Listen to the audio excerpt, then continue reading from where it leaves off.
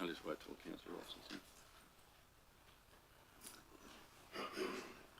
All right, councillors, and welcome everyone. Welcome to our live streamers to our General Council meeting for November. Councillors, you will have noted that the first thing that's a little different this morning is in terms of the presence here, Councillor Daniels is appearing via Teams at her request this morning, so she will obviously be participating via the virtual screen, and obviously we will do our best to make sure in terms of our discussion that we recognise Councillor Daniels' discussion and ultimately her votes in each of the agenda items. Councillor, so we'll have that obviously, that view. Councillors, there are a couple of closed sessions today. One will be arguably right at the start of the meeting and one towards the end. So there'll be those sort of couple of breaks to, I guess, normal transition, and we will come in and out of closed sessions. And otherwise, councillors, we have a really large agenda with a number of things on them that appear cyclically in November, and a couple of other ones that have appeared that warrant our discussion today. So there is a long day ahead of us, councillors. So good luck to you all, and obviously we require your absolute attention today, as we always do. Councillors, I don't believe there are any apologies. I don't know if councillors have any leave of absences going forward they'd like to declare. Well, good. Thank you. That's right. Councillor Cypher has already had approval for her leave in December, and that has been granted. So thank you, Councillor Cypher. On behalf of our community and our council, we acknowledge the traditional owners of the land on which we meet here today, and we pay our respects to their elders past, present and emerging. Councillors, I don't believe we have an opening prayer today, only that obviously that we attend our meeting in good faith and goodwill, and obviously we might acknowledge the fact that during the week our CEO lost her mum, and we say a prayer for her today and her family as well, so we might do that in our own time. Councillors, to get to our agenda, we're looking firstly at the confirmation of the minutes of our previous meeting, so that's of the 8th of November. Councillors, would someone like to move those? Moved by Councillor Carpenter, second, Councillor Brimblecombe. So councillors, we'll just pause and actually make sure that we've had a good look at those to that they're satisfactory to you.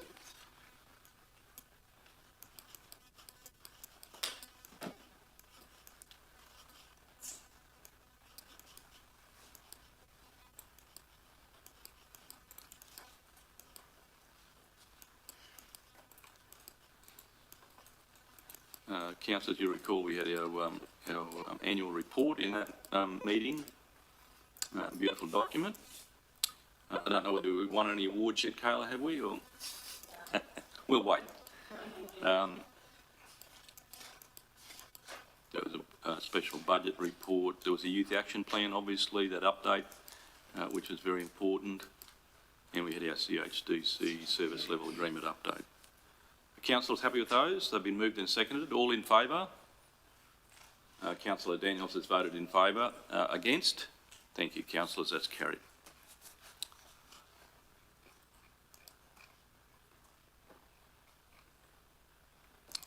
Councillors, any business arising out of those minutes? Any questions? And councillors, you'll see the review of outstanding meeting actions have actually been recorded there. Is there any actions there that you wanted to discuss or raise a question about? That's all good. Upcoming agenda items, councillors, I don't believe that we're clarifying any agenda items that have actually been brought to our attention between the last meeting and now. And obviously, if there is something you wish to bring up, we can obviously deal with that. Which brings us to the next one, Councillor, conflict of interest. Councillors, conflict of interest, sorry, Councillor Moriarty. Thank you, Mr Mayor. I have two conflicts of interest. So item number I better put my glasses on. We'll go steadily with these, so we make sure we capture them all, so that Marnie captures them. So go, Councillor Yeah, Moriarty. okie dokie. Item 12.2.2, request for fee reduction. I noted there was references to affordable accommodation, and I'm associated or a director of a local company that has a part of its functions are social and affordable housing. So I just wanted to declare conflict of interest, and I'm happy to leave the room while that's being discussed. Oh, thank you, Councillor Moriarty. And your second one? And my second one is item 13.1, councillor conduct investigation, as I'm not sure what you're supposed to say, as I'm the subject of that investigation. So I request to leave the room as well. Thank you. Thank you. I think probably what you've said is sufficient. I think that's fine, Councillor Moriarty. Good. Thank you. All right, Councillor Syfe. I have a conflict of interest in 13.1 and wish to leave the room. I have a long-term personal relationship with the accused and will excuse myself from all discussion and decision-making in regards to this matter. This action is in line with previous declarations I have made regarding similar accusations against this councillor. Thank you, Councillor Syfe. So, councillors, any others? I'm just going to pause because I'm dealing with Councillor Daniels as well. I'm not assuming that she's got any declarations to make. I'm just waiting, but no, that's fine. All right, councillors. No, I have no declaration. Yeah, thank you, Megan. I wouldn't normally pause other than this is certainly an important part of the meeting. I just want to be sure we capture any comments you have there. All right, councillors. Given that those councillors have indicated that they're leaving the room, I don't believe there's any action that other councillors are required to make in relation to those declared interests. So thank you very much, councillors. Petition, CEO? No, Mayor. Right, thank you. Did you ever get a petition? We've had one in the last couple of Thank years. you. I just checked. I know it's on our agenda. All right, councillors, we get to the start of our meeting. We have a confidential late closed session item that we'd like to deal with first. So, councillors, you would have received that, so we'll actually deal with that matter now. So I guess could someone move that we go into closed session, please? Moved by Councillor Brimcombe, seconded Councillor Burns. All in favour? Against? Thank you, councillors. Carried.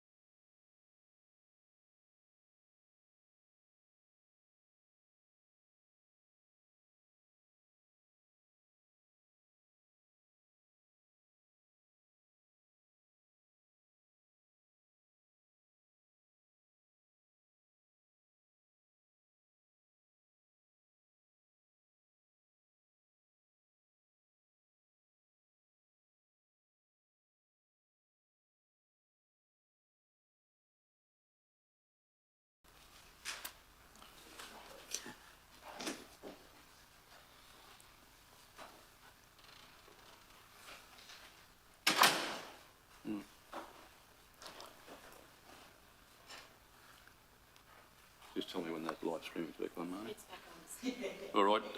Welcome back, everyone. Welcome to our live streamers. We've, as is not usually the case, a closed session very much at the start of the meeting, but it was very important that we do so today. Councillors, I'm prepared to move from the chair that we have a recommendation in relation to a late agenda item 1.1, which was the resignation of our Chief Executive Officer and the appointment of Acting Chief Executive Officer. And that recommendation reads that we formally receive the resignation of Council's Chief Executive Officer, Ms Sharon Houlihan, effective 15th of December 2023. 2, that we agree that recruitment of Council's new Chief Executive Officer be undertaken by the 2024 elected Council. And 3, in accordance with Section 195 of the Local Government Act 2009, appoints Mr Ross Higgins as Acting Chief Executive Officer for the contract period from 16 December 2023 until the commencement of the new Chief Executive Officer, allowing for a 3-week transition period at the commencement and the end of the Acting Chief Executive Officer's contract period. So I'm happy to move that. Is there a seconder? Councillor Rolfe. All in favour? Against? I'm just going to check. Councillor Daniels. Oh, is it frozen? I don't think Councillor Daniels can be still that for that long. Just councillors, I haven't. So councillors, I haven't declared that vote. So councillors in favour, and Councillor Daniels has indicated she's in favour. My apologies, Councillor Daniels. The screen froze there for a minute. Against? Carried. Councillors, thank you.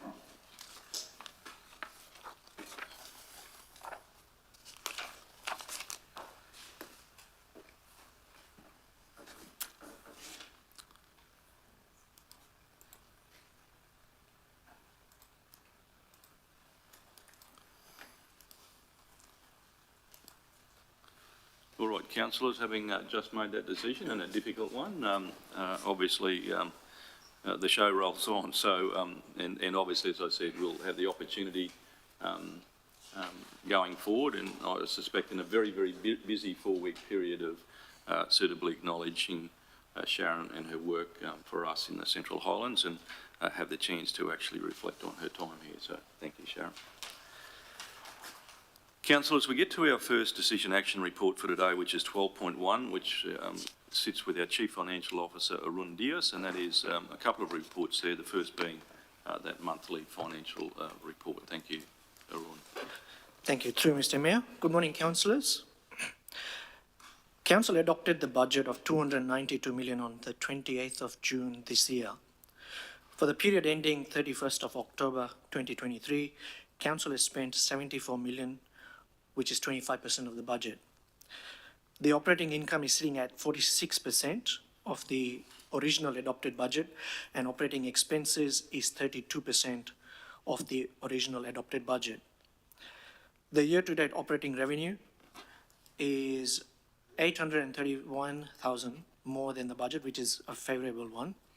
And reasons for the increase in revenue are favourable variances for waste disposal, fees and charges, unfavourable variance in relation to timing of rates, which is, councillors, just a phasing issue, and that has been corrected in Budget Review 1, which is the following report as well. And there is a favourable variance on cash deposits as a result of high interest rates. Expenditure is favourable overall, as it remains unspent by $3 million. And that is made up of $2 million of underspends in employee costs and $1 million of underspend in materials and services.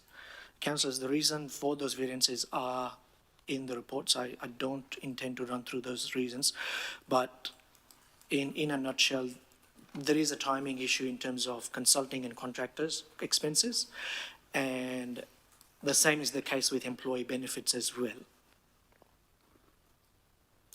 Capital expenditure is 12% of the budget, including commitments, it's 36%. Moving on to commercial business units, the airport, waste, water business units of council show a favourable result against budgets, and sale yards has shown a minor deficit against the budget.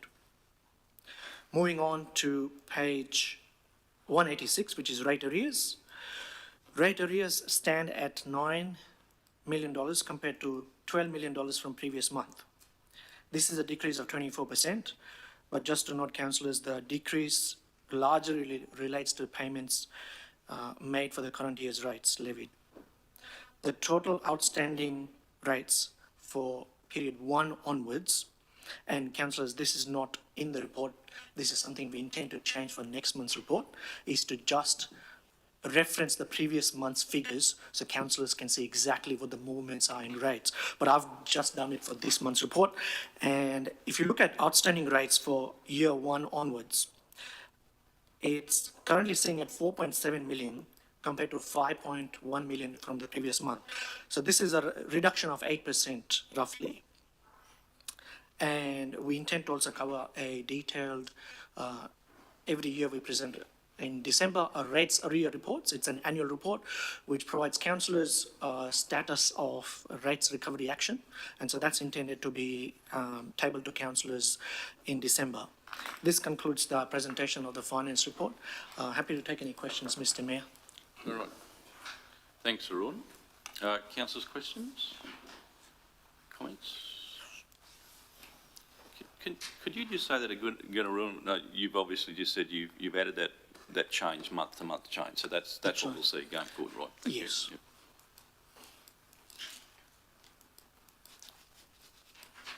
That's all right, keeping an eye on it. Sorry, Councillor Daniels. Yeah, Councillor Daniels. Thank you. Thank you. The question, Arun, relates to the other miscellaneous debtors. I know I asked a question some time ago about Virgin Australia as a debtor, and has there been any update on the, negotiations around that debt? Yep.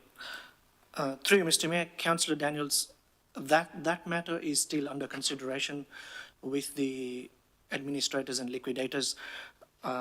We have taken a provision in, I believe, 2020-21 in the financial statements. So there is a provision for doubtful debts already recognized in the financial statements. We haven't moved to actually write off the debt just yet, but we intend to cover that, Councillor Daniels, in next month's report when we table the rates arrears report. I think it would be a good idea to cover something on the outstanding miscellaneous debtors as well. Okay, thank you very much. Thanks, Councillor Daniels. Councillors, any other question? No, Councillor Moriarty. Thank you, Mr. Mayor. Not a question, but just a comment to say thank you once again for your detailed finance report. Thank you very much. It's well done. Yeah.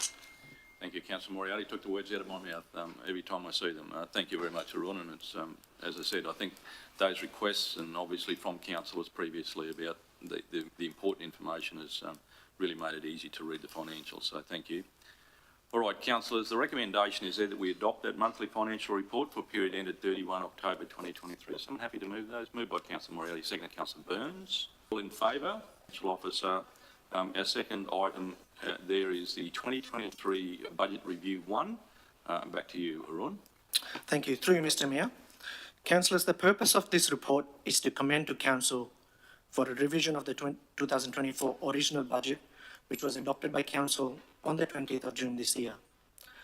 Council also adopted a budget policy at that time, which requires Council to undertake regular reviews of the budget with a minimum of 2 budget reviews each financial year.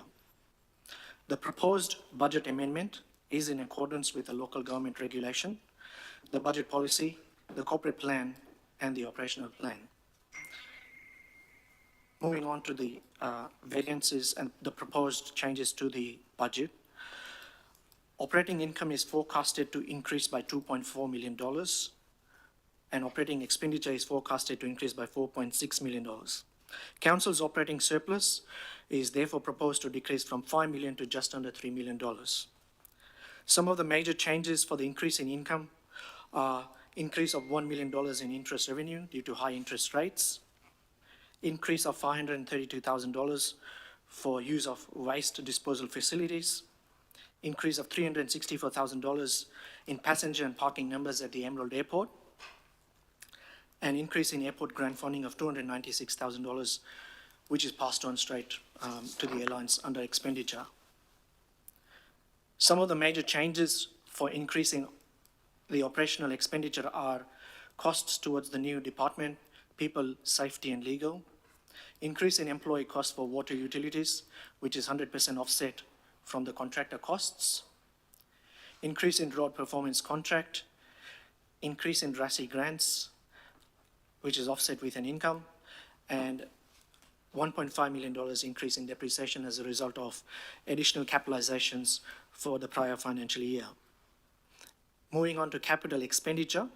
The capital expenditure is forecasted to decrease slightly by $783,000. And the major movements for capital expenditure are $7.1 million of Bonnie Doon Road project which is deferred to next financial year, partly. Additional funding for the cycle networks and school transport infrastructure program, and carryover of $2.8 million of projects from prior financial year. Councillors, you will also notice the financial ratios on page 214. They all are in line with the targets set by the State Department. So yes, there's changes, a minor change in the capital expenditure and income and expenses. However, long-term financial ratios, sustainability ratios remain in target. That concludes the presentation of the Budget Review 1 report. Mayor, happy to take any questions. Thank you, Arun.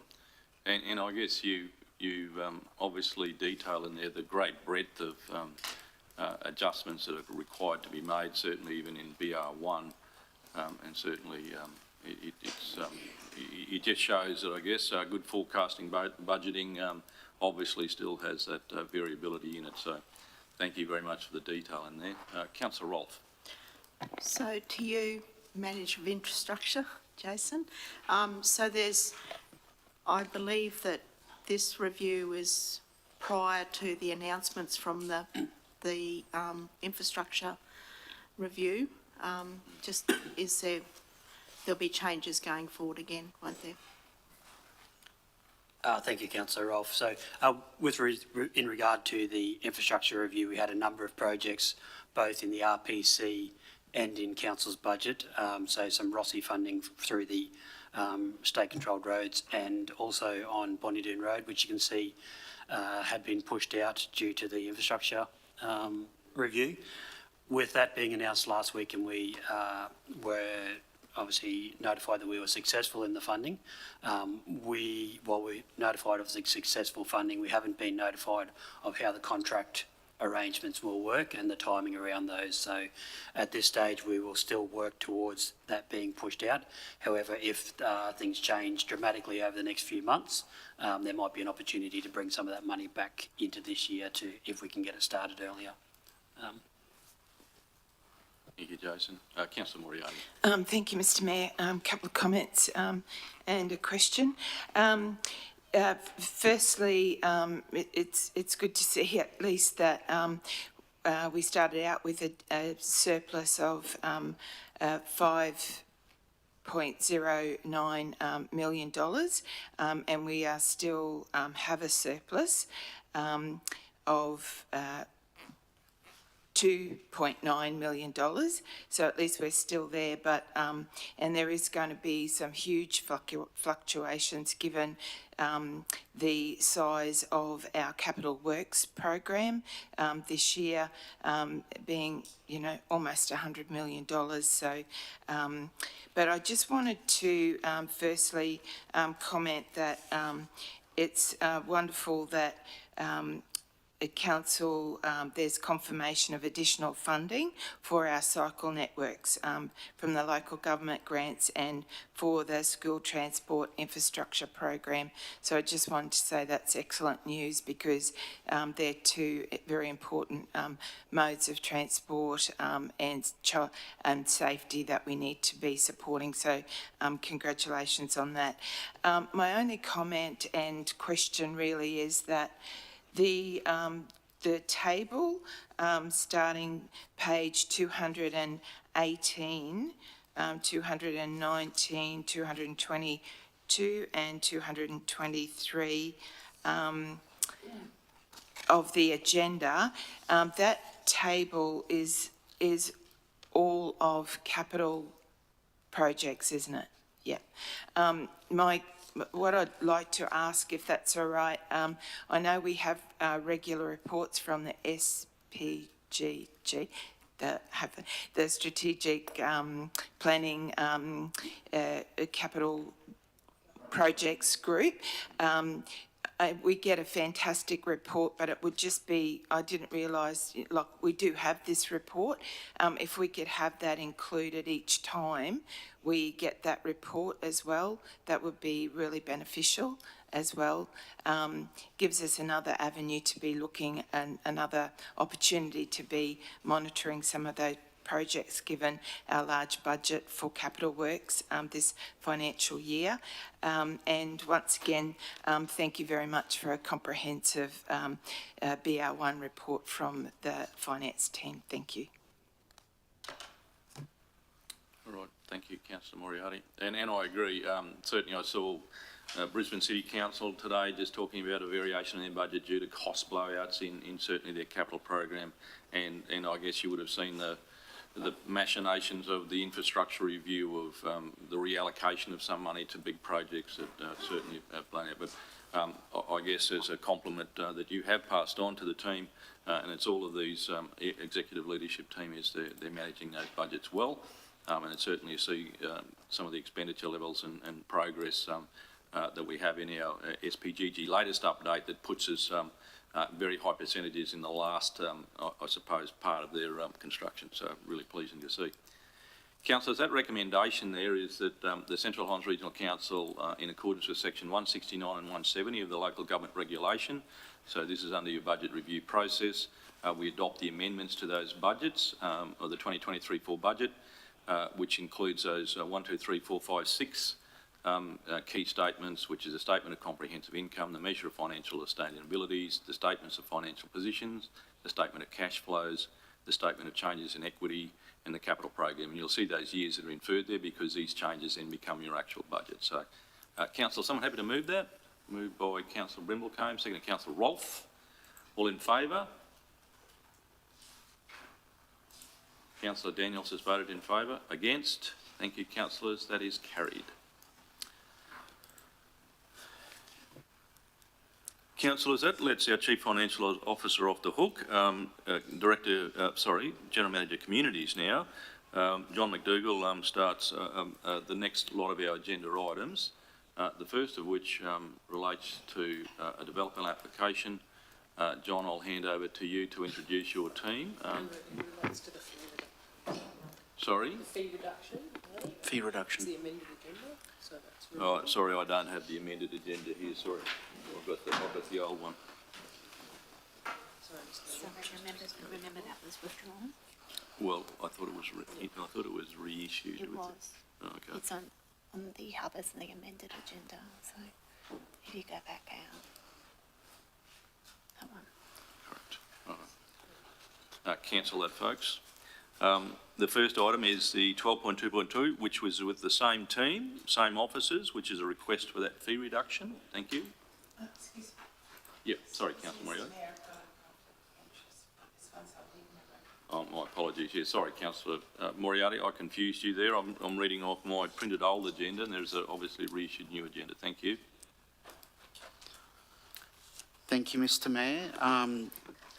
Marty, just double checking, we're on 12.2.1 of the new. 12.2.1 on the amended agenda. Beautiful, thank Is you. request for fee reduction. Thank you. Development application fees. For contact. Beautiful, thank you. Thank you, Mr. Mayor. Good morning, councillors. Thank you, staff, for being here this morning as well.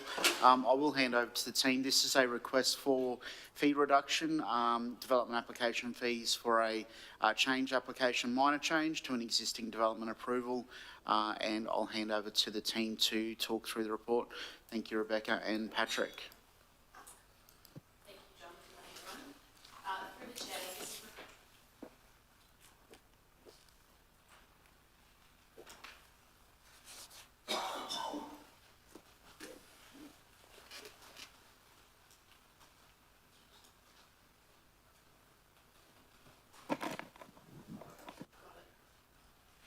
That light's flashing, John. I'm not sure just how long that microphone might go, but Councillor Daniels has dialed in, so obviously if you could, obviously the microphone's important.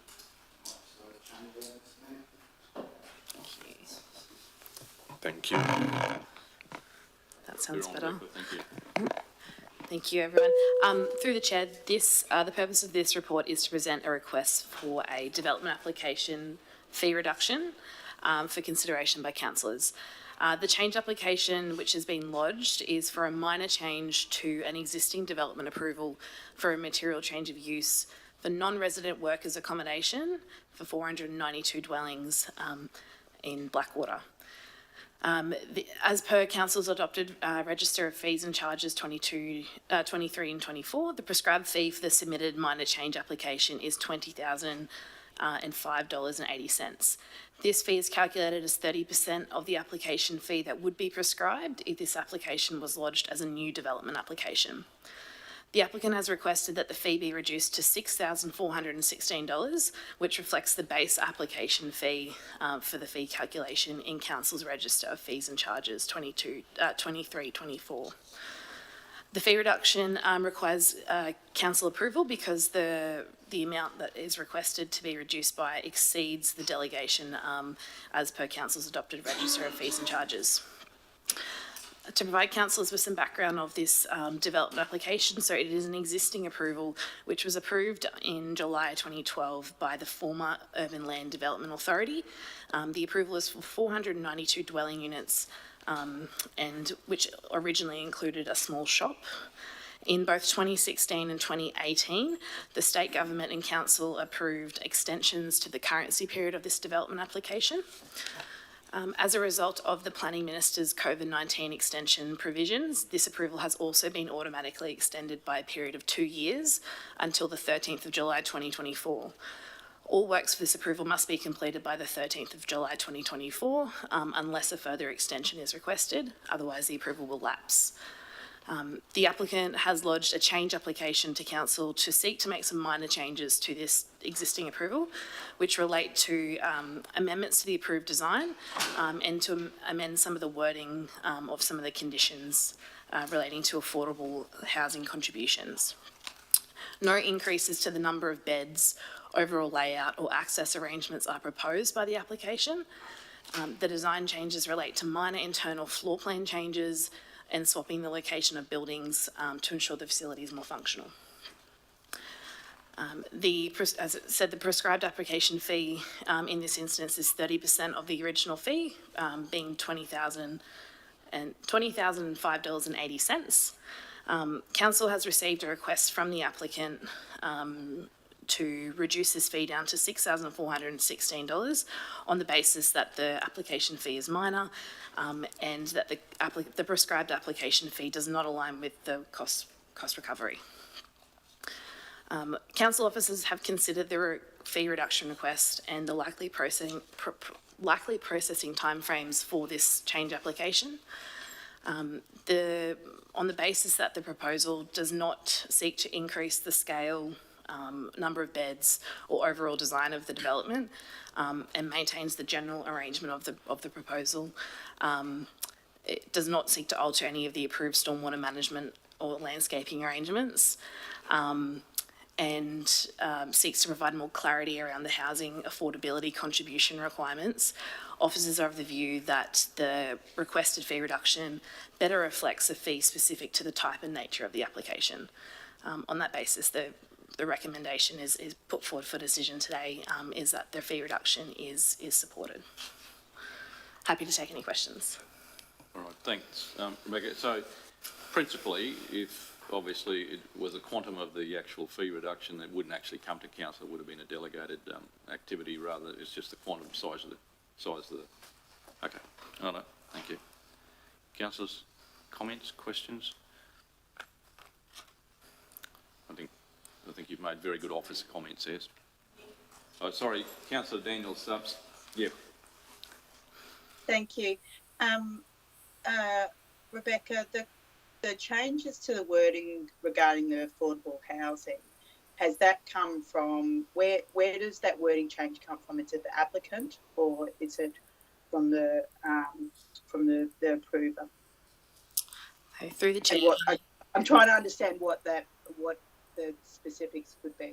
Yeah, sure. Through the chair. So the way that the existing condition is worded, and this is a legacy condition that was, I guess, put in the original approval back in 2012 by the ULDA, and it requires 25 rooms to be set aside at all times for affordable housing. So there's some criteria there, but the operators of the works camps, so this is Quantac, and they operate the existing Rosewood camp on Rosewood Street in Blackwater. The same condition was applied to that facility as well. And so for a period of 5 years, once they operate, there is a requirement at the moment for 25 rooms to be kept vacant for that whole time in the instance that a member of the public presents to the camp and requires emergency or affordable housing. The uptake of that, from what the applicant has informed us, the uptake of that was just didn't exist in the 5 years since Rosewood has operated. So they're looking to amend that affordable housing condition to allow those rooms to be occupied on the proviso that if someone does present to the facility and has a need for emergency housing, they can turn it around sort of immediately or within sort of 24 hours and have that available for someone. So they're also looking to actively advertise and promote and incorporate that into the condition as well. So previously there was no requirement for them to actually advertise that there were rooms available. They just sort of had to keep them there. So the changes to the condition seeks to have them occupied, but also actively advertise and if a real need presents itself, they've indicated they can turn it around, immediately. Thank you. And I'll add, Councillor Daniels, that the council has had reports previously in relation to requests from certainly the applicant in this case around modifying that condition and contemplation around the substitution of that clause. But in the instance there being no, really plausible alternatives, it stays as it is. So it's still something that could usefully be used, which is the belief. So, all right. Sorry, Councillor. Oh, sorry, Councillor. Sorry, through the chair. Just a quick question, just to get my head around that. So, with the 25 rooms that they're provided, and then potentially if someone comes along needing those rooms, but they're actually wanting them to be occupied. So if they're at 100% occupancy with a workforce, given it's a workforce camp, and you have 10 people arrive saying, I want 10 rooms, is that actually a plausible thing? Like, are they? I'm just trying to understand if previously there was 25 rooms needing to be kept vacant at all times. Now the proposal is a slight change to that they will now advertise that there are rooms possibly available if someone is in need, but they can be used if, for all intents and purposes. So if they are currently being used by a worker who's on night shift or something like that, and they are at 100% occupancy because this is now allowing for that, and someone does come in, how does that scenario play out? So through the chair, we've had a couple of meetings with the operator to ask that exact question because we had some questions around how does that work. They've, I guess, given us assurance that there is the ability for them to turn rooms around quite quickly because they own and operate the facility and they contract or they, I guess, lease the beds to certain mines and certain contractors. So anecdotally, the information we've been provided is that if a need presents itself or if someone presents themselves, that they can turn those beds around. I'm still at a loss as to work out if you're at 100% occupancy and someone comes in need, are you going to kick someone out who's currently paying for their room? So to me, I don't see how that change would actually be beneficial to anyone. Yeah. At this, and through the chair, so at this stage we haven't agreed, we haven't processed the application, so the request has simply been lodged at this stage. So it's still under assessment. We haven't made any determination as to whether we're accepting that condition or an alternative version of it as well. So, it's under or it will be under assessment once we've reached the point of considering this fee request, so they can pay the fee and then we can actually start assessing it. So, in no way have we guaranteed any certainty around what they've requested at this stage. We've had the initial conversation with them, but take your comments on notice. Thank you, Councillor. Yeah, thanks, Councillor Cruz. Sorry, through the chair, if I may, just in addition to that, a potential resolution for that condition could easily be that they then have to find some alternative accommodation in a different location for these people that are potentially getting relocated at short notice. And that's been the subject of some of those previous reports. So I guess having that as some reference, you'll probably be able to work through that. Yeah, thank you. Councillor Sykes. I'm kind of a bit confused now. So this is for a fee reduction so they can submit the change of material use. Is that correct? Correct, Councillor. And then you'll make a decision as to whether you'll approve the conditions they're requesting when they lodge the application. Correct. Through the chair, yes. So they've lodged the application with us and it's sort of held up in limbo at this stage because they haven't paid the application fee. So will this application come back to, once the conditions are done, is that going to come back to us for a decision, or is that doesn't have to come back to council? You decide that? Through the chair, at this stage it isn't required to come back to council for decision. There is delegated authority there to approve the change application, because we're, I guess, amending the existing approval. If it was a new workers, a brand new facility, that would definitely come back. It's only minor, really. Yeah. But I do have concerns about that change. I think 25 rooms is a big ask. I think that was a bit too much ever to ask anyone to hold empty. But I'm with Councillor Cruz. And there is no other accommodation really available in Blackwater. It's very scarce. So they probably never ever advertised the first time round that there was 25 rooms.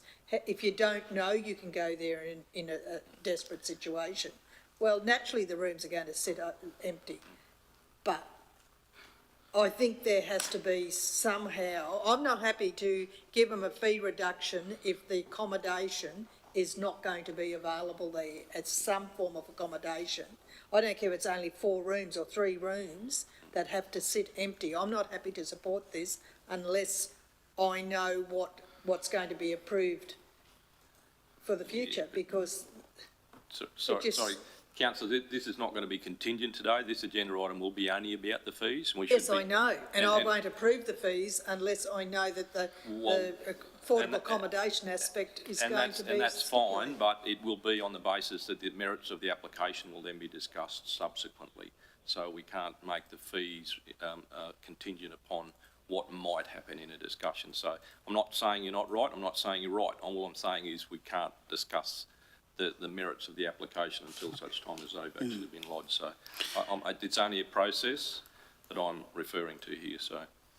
So the fee reduction relates to the appropriate fee for this application to go forward, and then obviously the merits of it will obviously be the subject of another discussion. So and you're getting heads up as to what that might be. Yeah, thank you, councillors, for the feedback. It's good context to understand, because we've obviously had these meetings and removing the option to remove the condition altogether was tabled by the applicant, and that wasn't something we were supportive of in those initial meetings. So receiving some of that feedback around that condition is useful context for the assessment of the change. So thank you for your comments. Sorry, John, did you want to add? Mr. Mayor, Rebecca has just very ably, thank you. All right. So Councillor, Councillor Cruz, go. Just through the chair, I realise this has obviously been escalated to council, obviously because it's over the delegation amount, but I'm just wondering, do you often get, some of these, applications for fee reductions with regards this, these fees and... Through the chair, sorry, councillor Cruz, is that specifically in relation to this condition or other applications? I suppose in general, so that we've got a bit of an idea, so that we're not actually probably creating a precedent. Through the chair, so we often have requests for fee reductions. We haven't had some in some time, but the actual and in terms of change applications, we get those quite regularly to amend conditions. Like that's quite a common type of application that we have come through. So It's probably though, Beck, it's the quantum of this change that requires it to come to here under the delegation. So that's the reason it comes back here.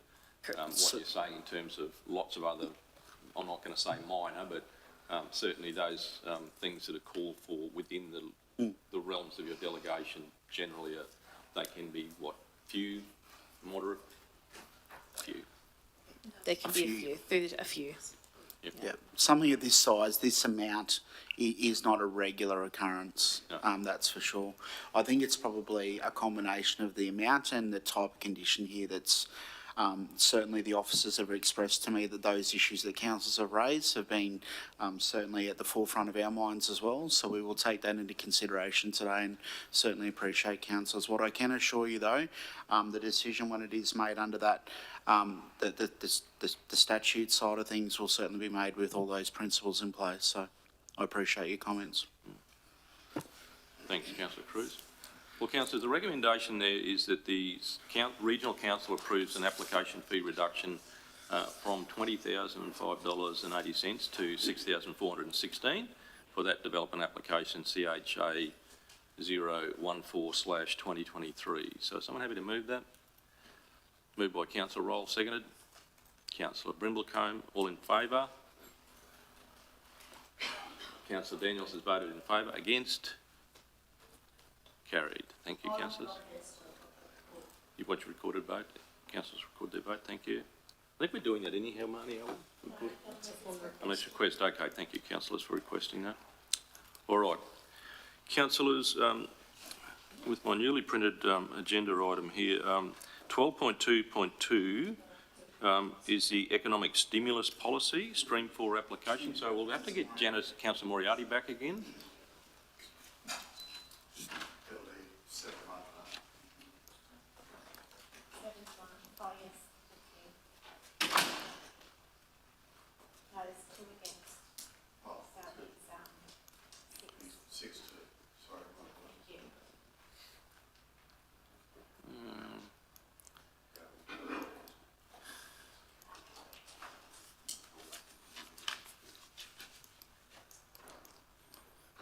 How far did Councillor Moriarty go?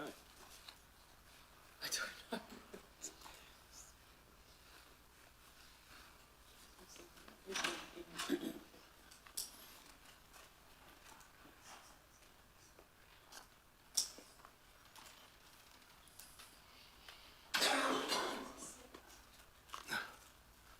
Welcome back, Councillor Moriarty.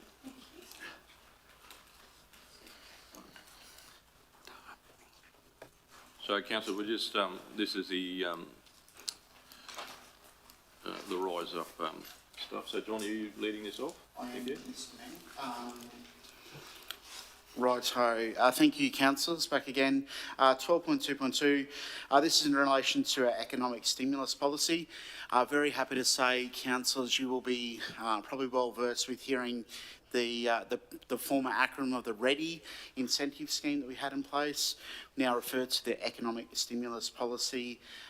We've received some applications under this. This is one of two today under stream 4 of the application process, referred to as our Rise Up 2023 applications. This is for 69 to 71 Industrial Drive here in Emerald, and I'll now hand over to Sarah to talk us through the report. Thank you, Sarah.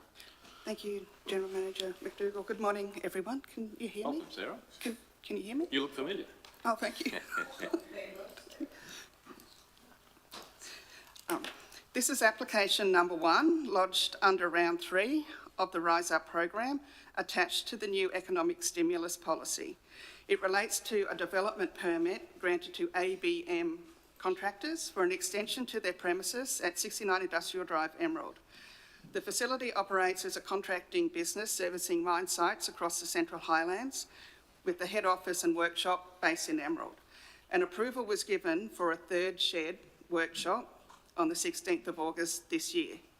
During the assessment, it was discovered that there was a calculation error on the charges notice that was issued in relation to the first two sheds. An amended infrastructure charges notice was then issued that replaced the incorrect one and covered the whole development of 1,200 square metres of medium impact industry for a total cost of $22,670.48. This is calculated under the current charges resolution number 14, and it is this notice that the recommended refund is based on, because it was the ICN current when the incentive application was received. The applicant has requested to be considered under the primary requirements of the policy, which allows for a full refund of assessment fees and a 50% rebate on the levied infrastructure charges. They have confirmed that the construction will exceed $250,000 and will be completed within 2 years. Building approval BA 81/2023 has already been issued. A site inspection of the premises was conducted on the 27th of October and a full planning and development certificate was issued. It indicated that the on-site landscaping did not exactly reflect the approved landscaping plan.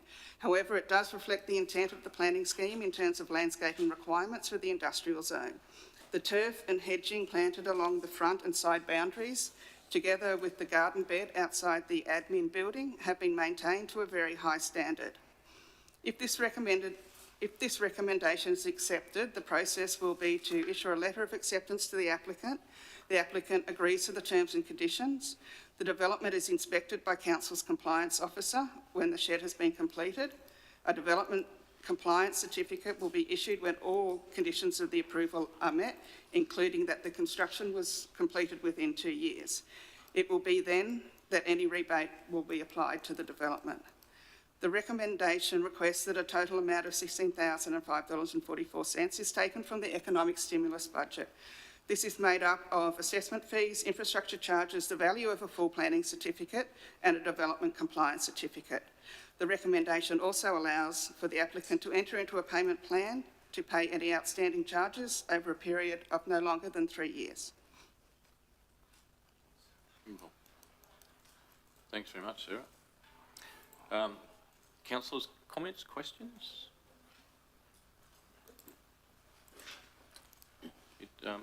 Clearly, Sarah, it's a very comprehensive assessment of certainly the site, and I appreciate the on-site inspection and the information provided. It's and I guess from a local government perspective, it's terrific to see obviously this sort of expansion happening with. I think Councillor Moriarty might have said yesterday, seeing this, how much this is going ahead. All right, councillors, no questions, queries on that one? Well, I know there is a couple. So I guess 12.2.2 relates to this particular assessment, and the recommendation is for application Rise Up 2023 R301, which is with the change application to a medium impact industry for a total refund estimated to be $16,005.44. Comprising 100% rebate of assessment fees, 50% refund of infrastructure charges, a full planning and development certificate and a development compliance certificate. The second part of that recommendation is that we require the applicant must claim the payment by 30 June 2024 to avail themselves to the current pool. And 3, charges that remaining outstanding after an event is applied to be paid under a payment plan over a period of not longer than 3 years. So certainly a great stimulus. Is someone happy to move that? Moved by Councillor Moriarty, seconded Councillor Brendlecombe. Councillors, it's been moved and seconded. All in favour? Councillor Daniels has indicated that she's in favour. Against? Thank you. That's carried. Thank you very much, Sarah. And I suspect if you keep rolling with that, the next policy application follows for 66 Quarry Street, Springsure. Thank you. Thank you. This is application number 2 lodged under round 3 of the Rise Up program attached to the new economic stimulus policy. It relates to a development permit granted to Springsure Rural for an extension of their premises at 66 Quarry Street, Springsure. The facility operates as a rural supply business servicing the surrounding agricultural industry. The new shed will be in addition to the existing shed and an office and will be used for warehouse and storage purposes. The approval was granted on the 7th of September this year, and the infrastructure charges notice was issued for an amount of $18,816. The applicant has requested to be considered under the primary requirements of the policy, which allow for a full refund of assessment fees and a 50% rebate on levied infrastructure charges. They have confirmed that the construction will exceed $250,000 and will be completed within 2 years. They have already acted on their planning approval by receiving an operational works permit number 14/2023 for the upgraded crossover that was required. A site inspection of the premises was conducted on the 27th of October and a full planning and development certificate was issued. No compliance matters with the existing buildings were found. If this recommendation is accepted, the process will be to issue a letter of acceptance to the applicant. The applicant agrees to the terms and conditions. The development is inspected by Council's compliance officer when the new storage shed has been completed. A development compliance certificate will be issued when all conditions of approval are met, including that the construction was completed within 2 years. It will be then that any rebate will be applied to the development. The recommendation requests that a total of $16,468.50 is taken from the economic stimulus budget. This is made up of assessment fees, infrastructure charges, the value of a full planning certificate and a development compliance certificate. The recommendation also allows for the applicant to enter into a payment plan to pay any outstanding charges over a period of no longer than 3 years. Thank you, Sarah. Questions or comments on this one? Certainly a nice addition to the landscape in Springsure. Council, that recommendation there is that we approve that economic stimulus policy application number R302. So that's the addition of storage warehouse to existing use over lot 3 on that plan number for a total refund estimated to be about $16,468.50, which is 100% rebate of assessment fees, 50% refund of infrastructure charges, a full planning and development certificate and a development compliance certificate. The second part obviously requiring that the applicant must claim the payment by June 30, 2024, as in the previous policy application, and allows infrastructure charges remaining outstanding after any rebate is applied to be paid under a payment plan over a period of not longer than 3 years. So, Councillor, someone happy to move that? Moved by Councillor Moriarty, seconded Councillor Carpenter. All in favour?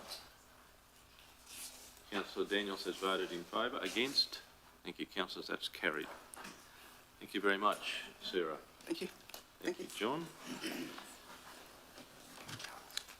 Councillors, just a quick check-in. We might, we've obviously, our next agenda item is our Youth Development Strategic Action Plan. We might deal with that and then we might break for morning tea. So, John, if you can... Mr Mayor, Carrie's just going to read out my intro to catch the team before they go. That's all. Okay. Thank you very much, John.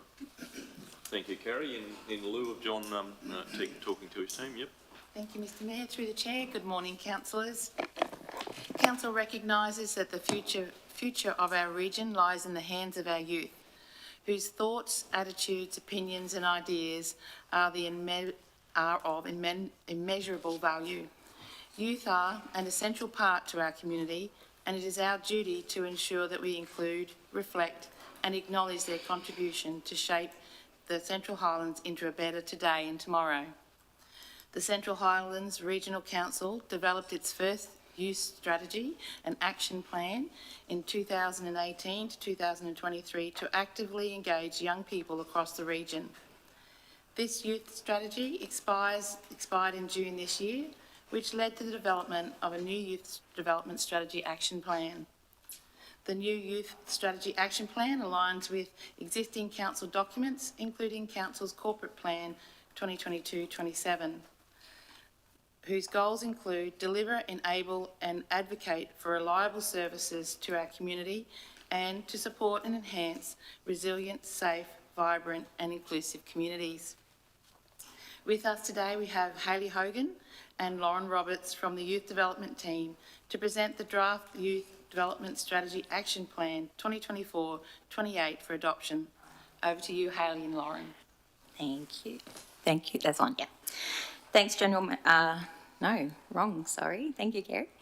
Through the Chair, this report represents the result of a significant collaborative effort made by many people to bring this new Youth Development Strategic Action Plan to you today, including councillors, community members, schools, student leaders, local youth sector, businesses, and most importantly, youth from across the region. The needs of youth are ever changing, making them a unique demographic that requires specific planning and consideration. This strategic action plan identifies and prioritises the areas that matter most to our youth and outline how council will work hand in hand with the local youth sector, schools, youth and the community to create an even more vibrant and inclusive Central Highlands over the next 5 calendar years. The action plan identifies 4 key strategic priority areas: active and celebrated, healthy and well, belong and connected, and partnerships and advocacy. Listed under each strategic priority area are goals, actions, council's role, performance measures, targets and partners. In total, there are 21 goals with 44 corresponding actions and measures that will be implemented and evaluated over the next 5 calendar years. Extensive engagement was conducted with a wide range of stakeholders from August 22 to November 23. A detailed list of stakeholder engagement has been supplied in the report. Stakeholders were engaged through a variety of techniques such as focus groups, school visits, community meetings, resilient youth survey, emails, and Have Your Say Central Highlands platform through online and paper surveys. All feedback was considered in developing the new strategic action plan. The Youth Development Team will present the progress reports to Council biannually for the duration of this strategic action plan. And the report seeks the adoption of the Youth Development Strategic Action Plan from January 2024 to December 2028. And we now invite councillors for questions and comments. Thank you very much. Councillors, just for that, for comments. Oh, Councillor Moriarty, Yep. Thank you very much. Thank you, and well done and just wonderful looking through here and realising these are our places, our people, and it's very meaningful for me from that respect as well. One word of, because I was looking for your whether you had any references for like a glossary at the back, but what I was wanting to just make the comment about references to the youth sector, that really is about a large part of what you guys do in that community development space, but the other huge part of what you do is connect with agencies that work with people on that more individual basis as well. So I suppose making it clear that the youth sector is really about those other agencies and who they are, or how they connect with you guys to deliver some of those programs, especially like your mental health programs and as well. So that was just a comment. My only other comment too was from the perspective of having measures in there. I know that you've got lots of performance measures, and I know it's lovely to collect statistics, but quite often it's also meaningful that these actually link in with some wellbeing and health indicators as well. And the reason why I'm saying that, and I think that Council probably sick of me saying this, over the last few years is around by having a set of indicators and wellbeing indicators, as councils move forward, to be really focusing on what are the important things that we need to be doing in the human and community development, human services sector, community development, is how do we measure the impact of what we're actually doing it from that perspective? And sometimes those indicators can be a half a dozen. that you're actually measuring that's quite meaningful. Not saying that these aren't, but so I know that's big picture and something that council's probably got the opportunity to be doing long term, which would come out of a big project like a community planning and the community visioning project. But just sorry, that was just my comments, because we need to be very strategic with where we're supporting community to develop community. And I noted you talk a lot here too about the place-based. So I just noted on page 27 of the strategy and page 386 of our agenda, the number, the goal, under goal 3, 3.5, which is I'll read it. Community identity potential, public spaces that can be activated or supported to further develop arts, culture, recreation and community belonging for youth.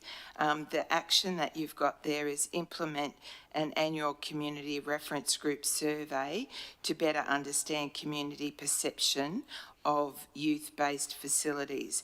So the reason why I'm asking is that the 13 community reference groups, fantastic.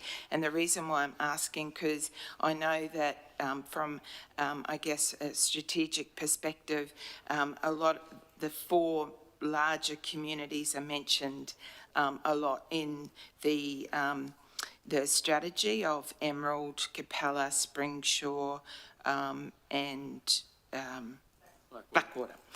So I just wanted to mention that because I know that we were at Bluff CRG last week and they were talking about opportunities to link to get some more youth activities happening. So I just want to say thank you for clarifying that for me.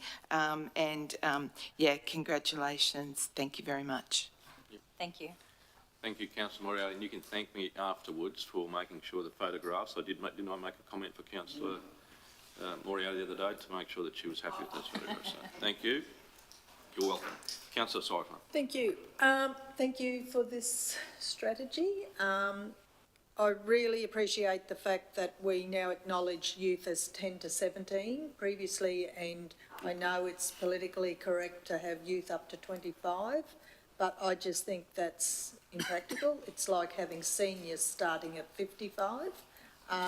So I really appreciate the fact that that has been reduced. Also, I see it is seeping in across the organisation where for Australia Day awards as well, our youth is to 18, and then the others go into the senior group, and I specifically went and checked that the other day. So thank you very much. Also, a big thank you for listening to the direction that Council gave. I know it came as a bit of a shock when we actually had our workshop, but this has a very focused. It's a lot more focused, I believe, than our previous strategy, and I think moving forward. We have to be a lot more focused in what we deliver. We have to really look hard and strong at what is Council's responsibilities and what are the agency's responsibilities, and also what are parents' responsibilities. And I think we're very clear in what we will deliver. So thank you very much. Thank you. Thank you, Councillor Seifert. It's the things we can change and the things we can't, and knowing the difference. But I guess you're right. It's thank you for those comments, and I concur with those. Certainly the age definition there is, I think, appropriate. I guess we can do so much. So thank you very much for that. I'm just being very mindful, councillors, that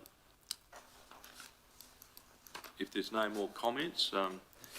As I think we might have articulated previously, there's a lot of work, obviously, that goes into a document like this, and certainly a lot of review and a lot of deliberation, and obviously to get to 2 a council meeting today and obviously have it deliberated, and I know there's lots of opportunity that we've actually had prior to now, but certainly it's a great document, and it just doesn't seem right to have a one-sentence recommendation that we actually adopt this. So, councillors, the recommendation is that we, the Central Highlands Regional Council adopts the Youth Development Strategy Action Plan for 2024 to 2028.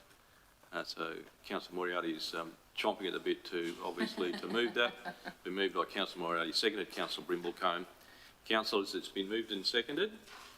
Sorry, Councillor Daniels, I was a little slow there. Councillor Daniels is very keen to see this recommended as well. It's been moved and seconded. All in favour?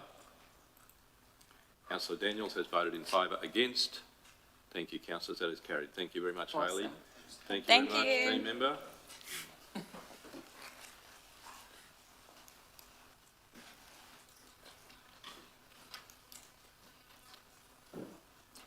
That's when two Haleys is never enough, is it, really? So, thank you. All right.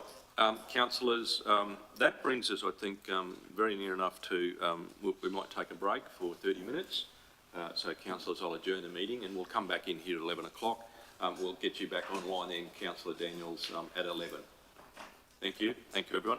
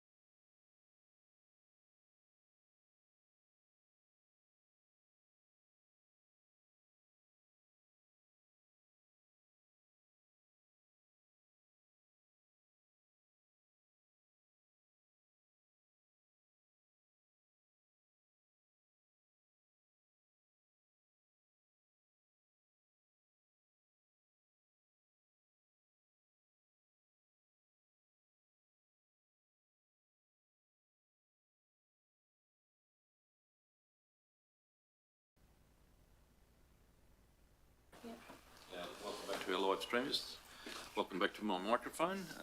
Prior to our break, we had delegations. Thank you. Thank you, Mr Mayor. Through the Chair, the Local Government Act requires Council to review annually delegations to the Chief Executive Officer. The process of sharing its powers through delegation to the CEO and the CEO further sub-delegating to council officers is to allow council officers to administer council responsibilities and make decisions efficiently without the need for a formal council resolution for each decision. This process is standard practice within Queensland local governments, as it would be resource intensive to require council or the CEO to exercise all legislative powers. I now hand over to the Acting Manager Governance, Vicky Teal, to speak to this report. Thank you, General Manager Knudsen. Good morning, councillors. He's looking at money. Good morning, councillors. Through the Chair, I present this Delegation Register Council to CEO report for your considered adoption today. Section 257 of the Local Government Act requires Council to review annually delegations to the CEO. Central Highlands Regional Council Delegation Register Council to CEO was last reviewed and adopted by Council on the 26th of October 2022. Governance completed the annual review of this delegation register for 2023 this month in November. The review was based on information provided by the Local Government Association of Queensland Delegation Service.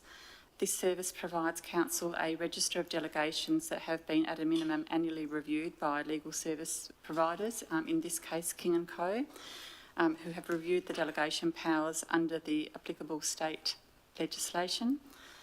The service provides both new and updated legislation, and it's a free service available to Council through the Local Government Association of Queensland membership. This report I present today includes a summary table of the amended Delegation Acts and Regulations. So you'll see on the table on the second page, there's the Fire and Emergency Services Act 1990. There's some insertions there of some clauses. The Land Act 1994, a couple of clauses have been updated and some have been new insertions. The Stock Route Management Act 2002, there's some clauses there have been updated, some have been inserted, and there's one that's been removed. The Tobacco and Other Smoking Products Act 1998, there's one insertion there. Waste Reduction and Recycling Act 2011, some clauses there have been inserted and a couple removed. The Work Health and Safety Act 2011, one's been updated there, one clause. Work Health and Safety Regulation 2011, one insertion there. Environmental and Protection Act 1994, there's some clauses there have been updated, some new insertion, and there's a removal. The changes have been updated on the Delegation Register to Council CEO attachment. The attachment is the full Delegation Register version, and that includes the track changes. And I take that attachment as read. Councillors, I'm happy to take any questions. Thank you. Thank you very much, Becky. Councillor Moriarty. Thank you very much. Just wondering, I know that I haven't been here for a couple of meetings and strategy meetings. I just wanted to ask the question, have the councillors seen the delegations register and where these changes were made, or is it just the summary? Or So, through the Chair, the process that I understand our organisation takes traditionally, and other local governments do so, is that we rely on our advisory service through King & Co through LGAQ to provide us with the updated changes to the legislation, and then the delegations are subsequently updated from there. It's not We haven't consulted with council in terms of our workshop with council in terms of the previous delegations to the CEO. We've merely made the changes as recommended by the LGAQ. Beautiful. And second question is, of these acts, or the review only against the Queensland Government acts or the federal acts as well? So, through the chair, any changes that the LGAQ through King & Co have identified that local government should consider are considered through the delegation. So it's all legislation that could potentially apply to the actions that local government undertake. Beautiful. Thank you. Thanks, Councillor Moriarty. All right, councillors, question? Yeah, Councillor Robb. Sorry, I just think that as far as I know from what's going to come to us tomorrow is an update from LJQ about the stock routes. And so I would imagine that update, we can ask questions of LJQ at that. So that's how I thought when I read through it that I would find out about the changes, find out for myself, I suppose.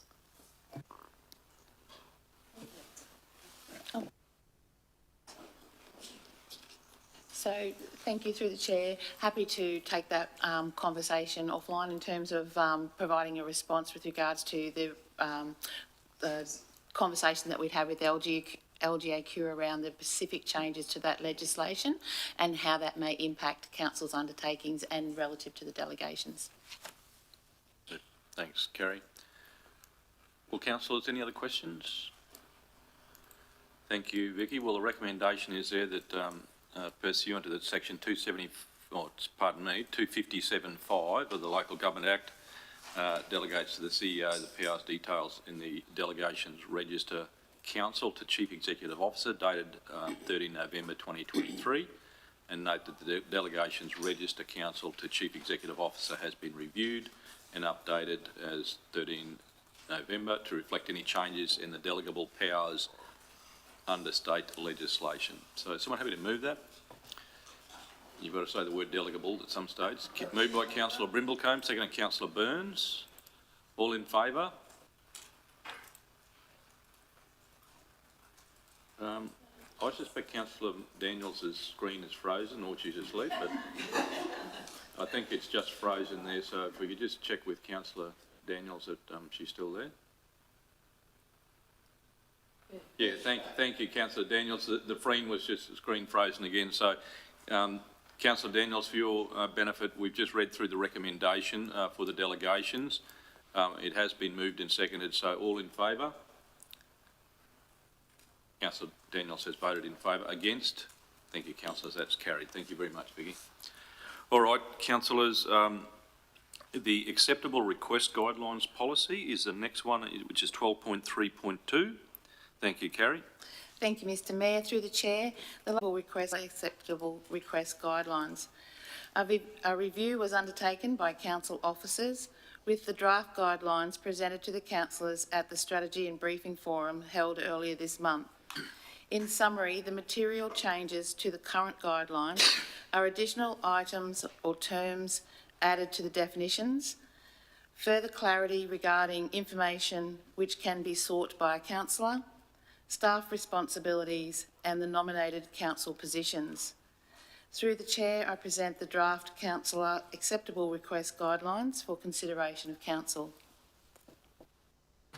Thank you, General Manager Carey, and I guess for your benefit, Councillor Moriarty, there was obviously the opportunity to go through those, and councillors have had that opportunity of feedback. So, questions or otherwise, yes, please.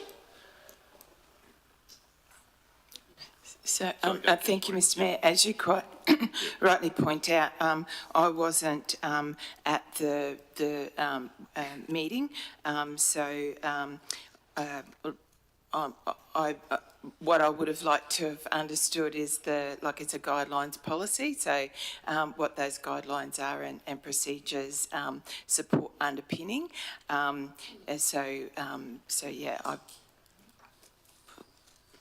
So So, through the chair, in terms of the guidelines purpose and the statement, councillors are entitled to seek information and advice from council officers. So a general summary would be that it's the intention of these guidelines to provide a framework for councillors to work within to ensure that they are compliant with the legislation, and allows council officers to equally be compliant with the legislation to support councillors the best way we can to provide information and advice in a timely manner. And there's an attachment to the guidelines of the nominated officers which allow councillors to go direct to those officers in relation to certain content or areas of specialism, which then also frees up that, I guess, opens up dialogue between officers and councillors in free form. Yeah. Oh, and thank you very much. Because I wasn't there, I leave it to the other councillors to support, and I'm happy to abide by it as it goes forward. Thank you. And I guess as a comment, it's a very generous access policy for our council, which I think is really, really important. I think it makes our council work really, really well. Certainly, it streets ahead of lots of other local governments that don't encourage a close arrangement and contact with their officers under these guidelines. So it's been a great result, and councillors have really driven, I guess, what they'd like to have done, and our governance has responded appropriately. So I think we all benefit from that. So, Councillor, the recommendation is there that we adopt the Councillor Acceptable Request Guidelines Policy, which is CHRCP 0043 as presented. Someone happy to move that? Moved by Councillor Cyper, seconded Councillor Rolfe. All in favour? Councillor Daniels has indicated she's in favour. Against? Councillor Moriarty. Thank you.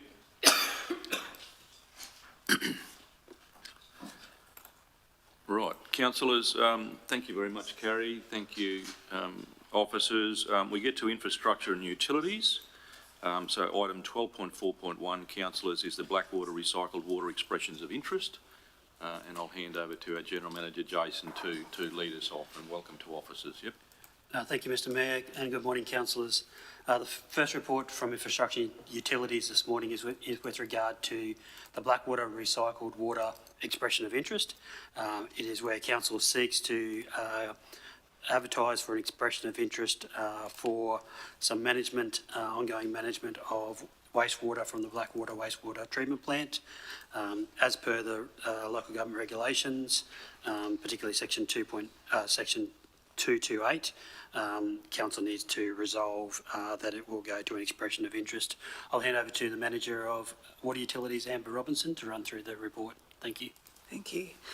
Through the chair. So, in Queensland, councils need an environmental authority, or an EA, to undertake an environmentally relevant activity. Those activities can be industrial, resource or intense agricultural activities with the potential to release contaminants into the environment. In our case, our environmental authority puts requirements around suitable use and release of treated effluent. At times, due to other environmental conditions, council has exceeded the volume of treated effluent leaving Blackwater wastewater treatment plant. When a breach of environmental or EA conditions is evident, the Department of Environmental and Science, or DES, may issue an environmental protection order under the Environmental Protection Act. Recently that environmental protection order has been issued to council in relation to incorrect quantities of effluent being released to the environment. Council officers have developed a Blackwater recycled water improvement plan to assist in ongoing environmental compliance issues, both at the wastewater treatment plant and with our recycled water use. This plan is at an advanced draft stage, and it will be brought to council once it's finalised for considerations and recommendations. The purpose of the plan is to provide council with a high-level prioritised plan to address these ongoing and potential further environmental compliance issues. In the interim, while this, and to assist with the finalisation of that improvement plan, and following the issuing of the EPO to council, we need to take reasonable measures to ensure compliance with our general environmental duty. So the wording in the EPO is that council must take reasonable and practical measures to prevent or minimise any environmental harm from its activities. These concerns relate to council's release of recycled water to the nearby Sagittarius Creek and poor management of the existing recycled water irrigation areas and recycled water storage dams. Failing to comply with this EPO may result in penalties being imposed on council or any individuals. Council currently operates several recycled water irrigation areas throughout Blackwater area, comprising of around 47.5 hectares, including the golf course. Based on DES advice, council should be irrigating approximately 60 hectares for the scheme to remain sustainable. Council also only has wet weather storage capacity of 30.65 megalitres and may require additional storage capacity, and all of that is being looked at in the development of the improvement plan. As part of the improvement plan, it has also been proposed that council undertake soil testing and a revised medley model. So a medley model is basically a model that looks at how effluent can be sustainably disposed of through land irrigation. One of the actions that we're proposing to assist us with finalising the improvement plan is to go out to the public for 2 expressions of interest. Calling of 2 expressions of interest, or EOIs, is recommended to allow council to understand who may be interested in either activity and how this could support and complement council's workforce, who are currently working towards bringing the treatment plant and recycled water scheme back into compliance to meet the objectives of the EPO. In the event that no parties are interested, council would need to investigate acquiring additional land as the current recycled water irrigation areas are effluent. Despite this, to ensure all potential options are being appropriately explored and that all reasonable actions can be demonstrated, council needs to understand what interest, if any, exists from third-party users. A third-party recycled water user may be able to provide council with the additional irrigation areas and wet weather storage volumes required to manage the recycled water from Blackwater. DES will not accept a third-party user as the only solution for using recycled water, as this could leave council schemes in jeopardy if the user decides to cease using the recycled water. However, under a third-party agreement, this would be acceptable, particularly if there is more than one third party and council continues to maintain the current recycled water irrigation areas. Blackwater currently produces approximately 500 megalitres of recycled water per year. A review was undertaken to identify if there are any high water users in Blackwater. However, the majority of the high water users, which include the schools, car wash, mining camps and the pony club, do not appear to use sufficient volumes of water, and if they convert to recycled water, it is likely that we would have to upgrade at least a portion of the treatment process to increase the class of the recycled water being produced. Extending the necessary infrastructure to supply recycled water to these users may not be economically viable. Several potential third-party users have been identified and may include neighbouring farms and mines. To ascertain the level of interest, if any, in using recycled water, it is proposed that an expression of interest be called to identify the following things. How many parties are interested in using council's recycled water and where they are located? What annual quantity and quality of recycled water they are interested in using? What they would be using recycled water for? What capacity of on-site storage dams they may have?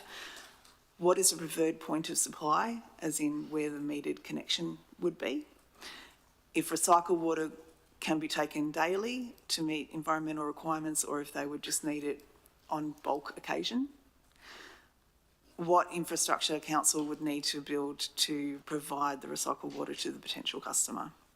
The expression of interest would enable council to provide to proceed to a select tender phase with interested parties who meet council's requirements as a potential third-party recycled water user.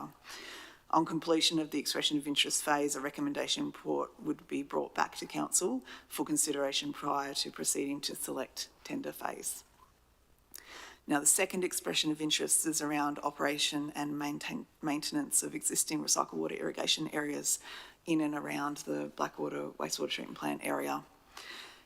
In addition to finding one or more third-party user, it has also been identified the existing recycled water irrigation areas are being poorly maintained due to council not using it for beneficial reuse, but rather as a disposal area. This means that the irrigation areas are covered by a combination of native grasses and weeds, and they are slashed without removal of the cut grass. As a result, there is not a high nutrient uptake from a crop that is known to perform well under high nutrient loading, as an example, lucerne, and the cut grass is resulting on surface runoff. The layout of the sprinkler system makes it difficult to manage the area compared to how a farmer may manage the area with a centre pivot or travelling style irrigator. In addition, the treatment plant operators are finding it challenging to meet all the required treatment duties alongside the operation and maintenance of the recycled water irrigation areas. The proposal is to seek expression of interest from a farmer or other qualified person to either replace the current irrigation system at council's cost with a more manageable style irrigator to allow for growing and harvesting of crops on the areas, or alternatively graze cattle on the area. The farmer would be responsible for managing and maintaining the sprinkler systems and ensuring the crops or grass is maintained to avoid any surface runoff, ponding or waterlogging on these areas. If grazing was the preferred option, then environmental regulations must be met with respect to withholding periods. The expression of interest, again, similarly to the first one, would now allow council to proceed to a select tender phase with interested parties who meet council's requirements as a potential operator and maintainer of existing recycled water irrigation areas. On completion of the EOI phase, a recommendation will be brought to council. Other councillors, questions? Councillor Moriarty. Thank you very much, Mr Mayor, thank you. I know that we've had this brought to us before and we're aware that this has been an issue, but it's again a shame that council waits till we have the EPOs issued that before we sort of really do something. However, I know that in the background everyone's working very hard to make sure that we do have like that the new plan in for the recycling, and I know that in my way of thinking it's that the water that the effluent plant produces water that is recyclable, I guess, or recycled water to a certain level, isn't it? So, and that's what you were saying before, Amber, that even if those users from around Blackwater, it really has to be to a higher standard of recyclable water classification, as you call it, to be able to use it like on sporting fields and school, etc., for health reasons. Yes. But I was just wondering, getting to my question, sorry, but what I was wondering was, well, two questions. One is, would council be charging money for someone to actually, whoever the successful tenderer is, would council be charging money for like selling the water to them? And secondly, is it possible to use that water for mine dust suppression? So through the chair, thank you for those questions. So to answer the first part about quality, depending on what the user would like it to be will depend on what quality they need. So at the Class C that we produce, there's only certain things that the water can be used for. Treatment systems would have to be upgraded depending on what what the use is wanted for. As far as selling or charging for the water being used, that is, I guess, a decision that would have to be made once we have feedback from the expression of interest. However, I doubt we would probably go down that path of selling the water. But we would have to see who wants it, what the options are, what they're going to be using it, like be able to weigh up all of those things first. Council would, if there were third-party users that were interested, council would have to invest in some infrastructure to get it to wherever the metering point is. And that third-party user would also have to invest in some infrastructure to get it from wherever the metering point is to wherever they're using it. That would have to be factored in if we were considering potentially charging for the water as well. For the other question, mind dust sufficient. Thank you. Sorry, mind blank. We've discussed with a number of the mines, and so to date they are not interested in taking the water mainly from a work health and safety point of view, because there's, again, limitations around if you use it for dust suppression, you can't have people within a certain distance. It has to be like all of the restrictions around that. However, they are welcome to put in for the expression of interest as well. Separately to this, we are talking with the department about, we've actually submitted a draft amendment to the licence to allow us to use the water for dust suppression on some of our roadworks on the rural gravel roads. But again, with some restrictions around how it's used, what sort of equipment is used, where people need to be, and where the roads can be for that use. Sorry, I haven't got my microphone on, but there is a mine close by that's going into care and maintenance, so that might be an option. Oh, good, thank you. If I can, through the chair, just in response to Councillor Moriarty's question there about why council waits until we get an EPO before we act. And I thank you for remembering that we have brought reports to council numerous times over the last 12 months with regard to this. The reason why we wait until now is it has been a very collaborative approach with the Department of Environment and Science with regard to what actions we should take. So the issuing of the EPO is through a full collaboration over the last 18 months with the Department of Environment and Science to reach what the action should be looking like. So we didn't want to act and go and do something that would not meet the requirements of the Environmental Protection Order. So as a good process, we've been working with them, working out what appropriate measures should be before we went and contributed funding to something that may not meet the requirements of the EPO. So you remember even back about 2 years ago when we started this process, we did some smoke testing in Blackwater to try and identify potential infiltration points.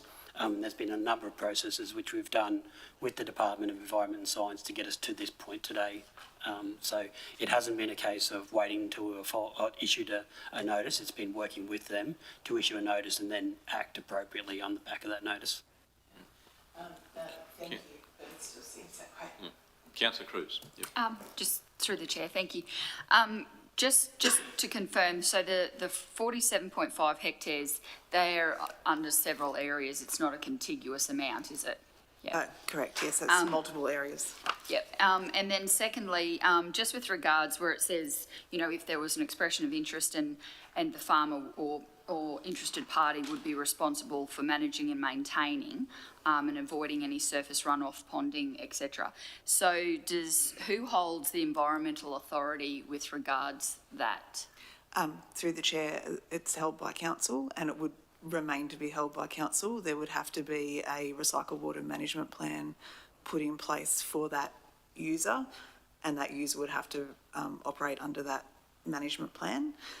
Council ultimately is always responsible, so council would have to make sure that that third-party user was doing what they should be doing under that management plan. So that is one of the risks just in that scenario. Yep. And through the chair, I'd imagine that would be handled through some sort of leasing arrangement where that area would be leased to the successful or applicant or whoever was wanting to take that on, and those conditions would form part of that lease, the management. The Pony Club, car wash, etc., schools. So the Pony Club is quite a way away from. How would somebody like the Pony Club, which is across the railway line and to the east, get recycled water? So through the chair, those ones, when we did this review, it wasn't looking at like the logistics, it was simply looking at who are the high water users in the area. Would there be enough high water users to be able to target? And I guess the main point of this was that even the high water users aren't really using that much water. It's, I would think, unlikely that it would be cost effective to get water to the Pony Club. Yeah, no, thank you. Sorry, I should have been clearer in the paragraph.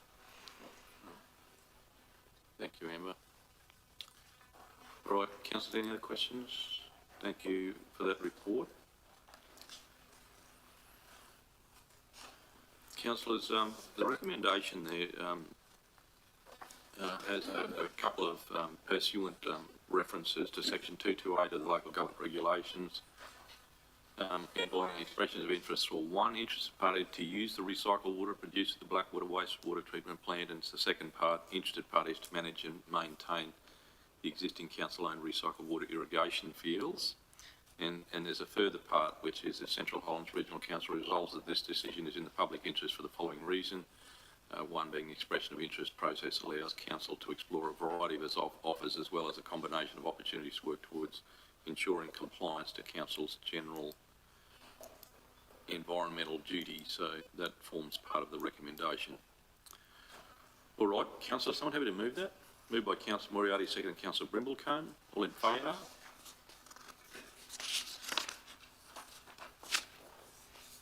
Councillor Daniels has voted in favour. Against? Thank you, councillors. That's carried. Thank you very much, Amber. Thank you, Joseph. Councillors, the next item is the Water Security Committee. Under Jason's hand again. Thank you. Thank you, Mr Mayor. The report today seeks a councillor nomination to represent, along with the Mayor, on our Water Security Committee. I'll hand over to the Manager of Water Utilities again to run through the report. Thank you. Thank you.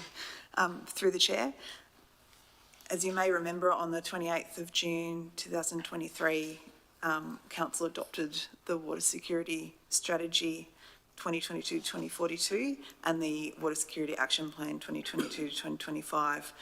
One of the actions from this plan was the development of the Water Demand Management Plan, which came to Council and was adopted in September. One of the key part of that adoption was also the ratification of a new Water Security Committee to be held, that would meet on a regular basis, 6 monthly, but increasing in regularity depending on what was happening across the region around restrictions and security, to discuss things like restrictions, community education, general water security outlooks, those sorts of discussions. The Water Demand Management Plan proposed a Water Security Committee consisting of a minimum of 6 members be established to monitor, identify and provide advice to Council around adverse supply or drought management activities. The committee would meet twice per year with increasing frequency as adverse supply conditions dictate. Once level 3 restrictions are reached, additional parties were proposed to join the committee, and that would include the Chief Executive Officer, the Mayor and a councillor. The committee will also provide oversight to water conservation community education campaigns. The inaugural meeting of the Water Security Committee is to be held within the next few weeks. At this meeting, terms of reference details will be agreed upon, together with standard agendas and meeting timeframes. Given that Council are likely to be moving to level 3 restrictions in certain localities within the next also a couple of weeks, Council or representatives for the committee are required. It is suggested that as well as the mayor, a primary councillor representative and an alternate be voted in case that primary was not available at one of the meeting dates. So I'll hand over to councillors. Thanks, Amber. Well, councillors, as an observation, I'm just wondering whether, is this something we might hold off on till it's just, with the greatest respect, I mean, Amber, and I'm being respectful here, you provided a really, really good strategy. And I think in terms of, the importance of it, from a timing perspective, I guess for the sake of maybe 4 months, you might just wait and have a new council that needs to be over the, I'm not necessarily suspecting, and you'll correct me, but the content and certainly that process won't differ, I guess, from this council to the next council. Arguably there'd be but I think in context of this, it becoming so important and the quality of the work that sits underneath it, I just wonder whether it might be worthwhile. We'd have a meeting and then arguably in a sort of a caretaker mode in terms of any change, you'd nearly want to wait for a new council. So I think councillors, and I'm in your hands here, but I think there's enough mechanisms in place that have served us well. I think if there's delegations in place, I just wonder whether it might be purposeful that we wait. So go, Councillor Morio.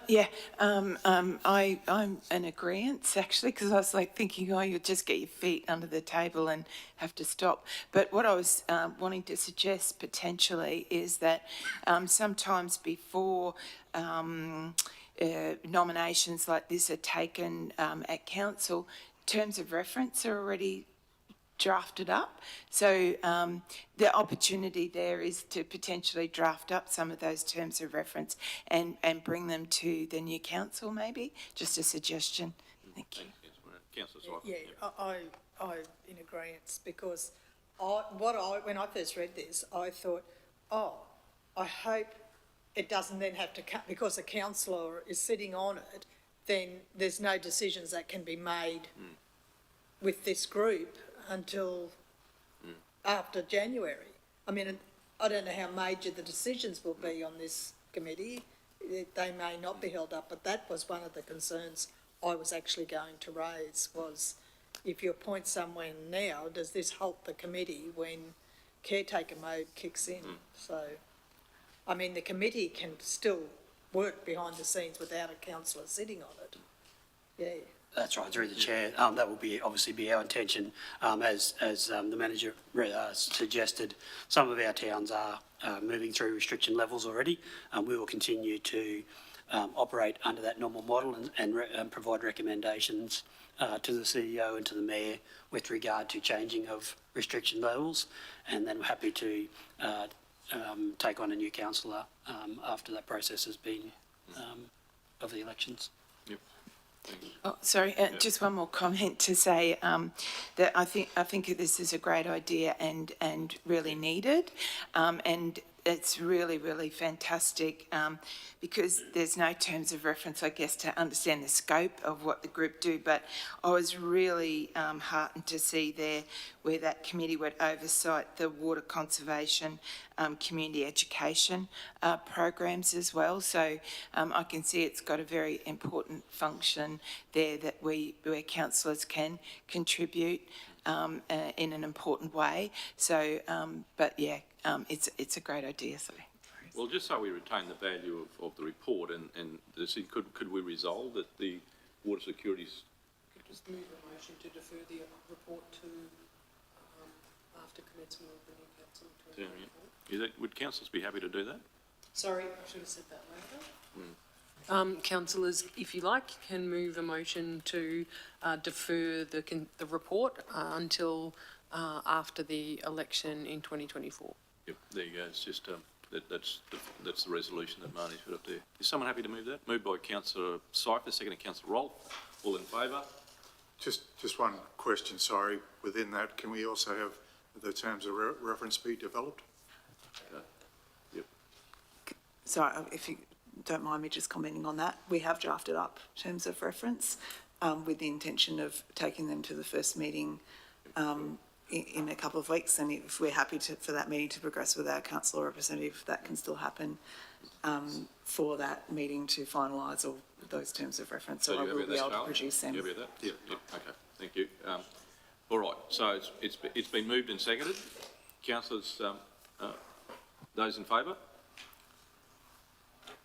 Councillor Daniels has voted in favour. Against? Thank you, councillors. That's carried. Thank you, Jason. Thank you, Amber.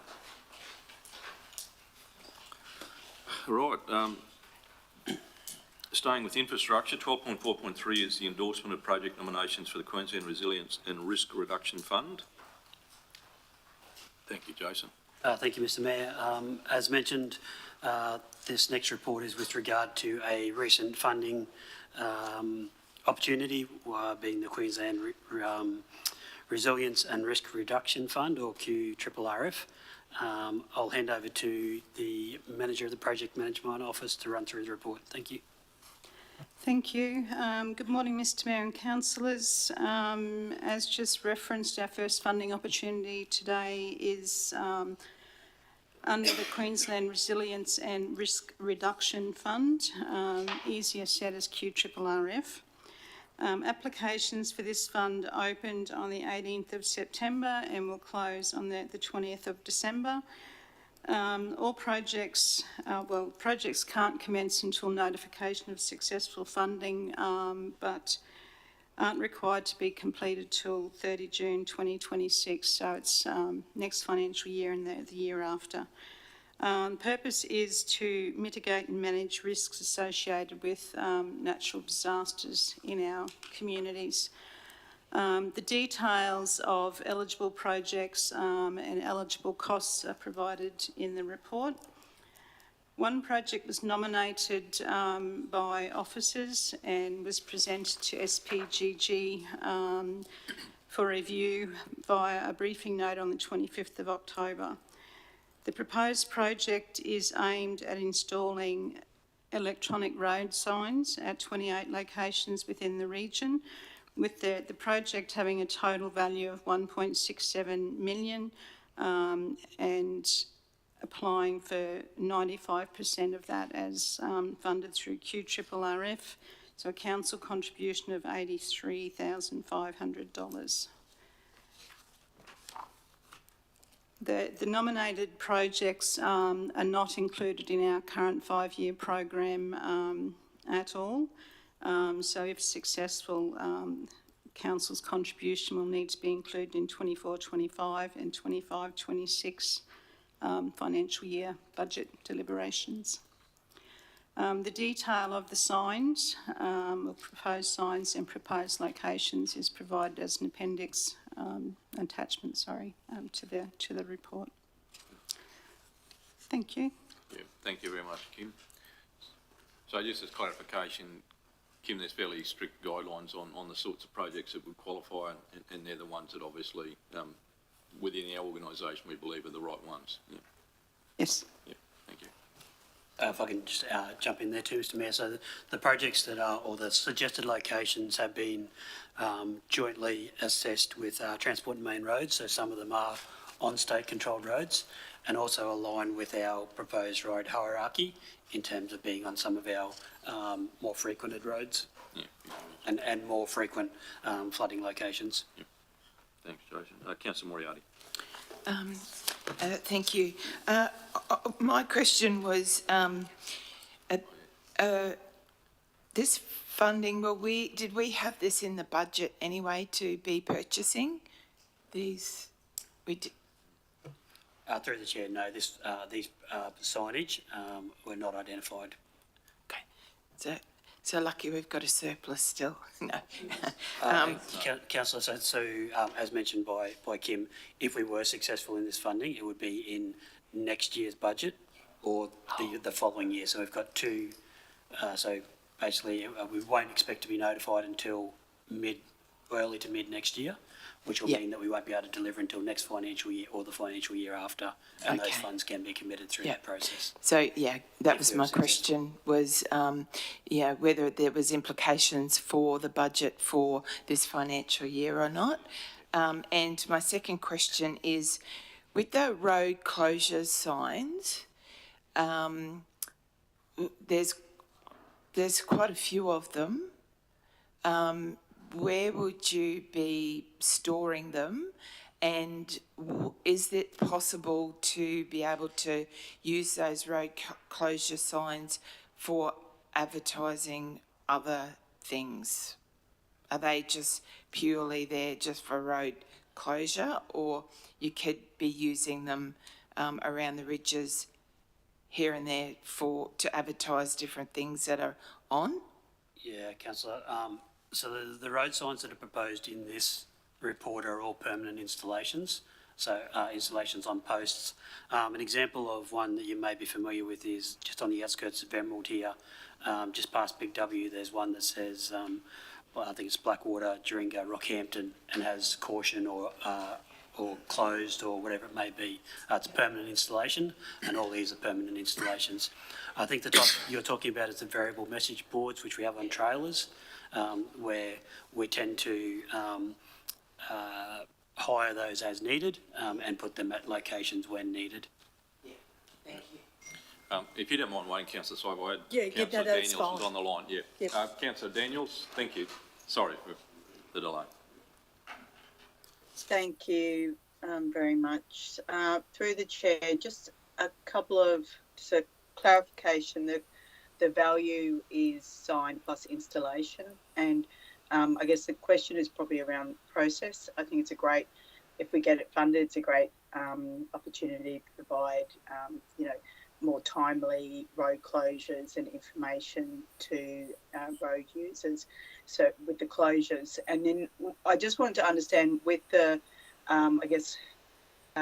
with physical road closures or manual road closures, you'd be going out and checking the road surfaces before opening those roads again. When you go to that automatic signage, how do you go about, opening the roads again to just ensure safety? Thank you. Thank you, councillor. So the estimated funds are for the supply and installation of the signs. To answer the first part of the question. The second part of the question is a combination of we will still have to do manual inspections to determine if the road is suitable and in a safe condition to reopen, as we would do now. Although some locations we do, council has been very successful in grant funding previously with regard to installation of monitoring cameras and on particular flood locations, to a point today where Policeman's Gully or in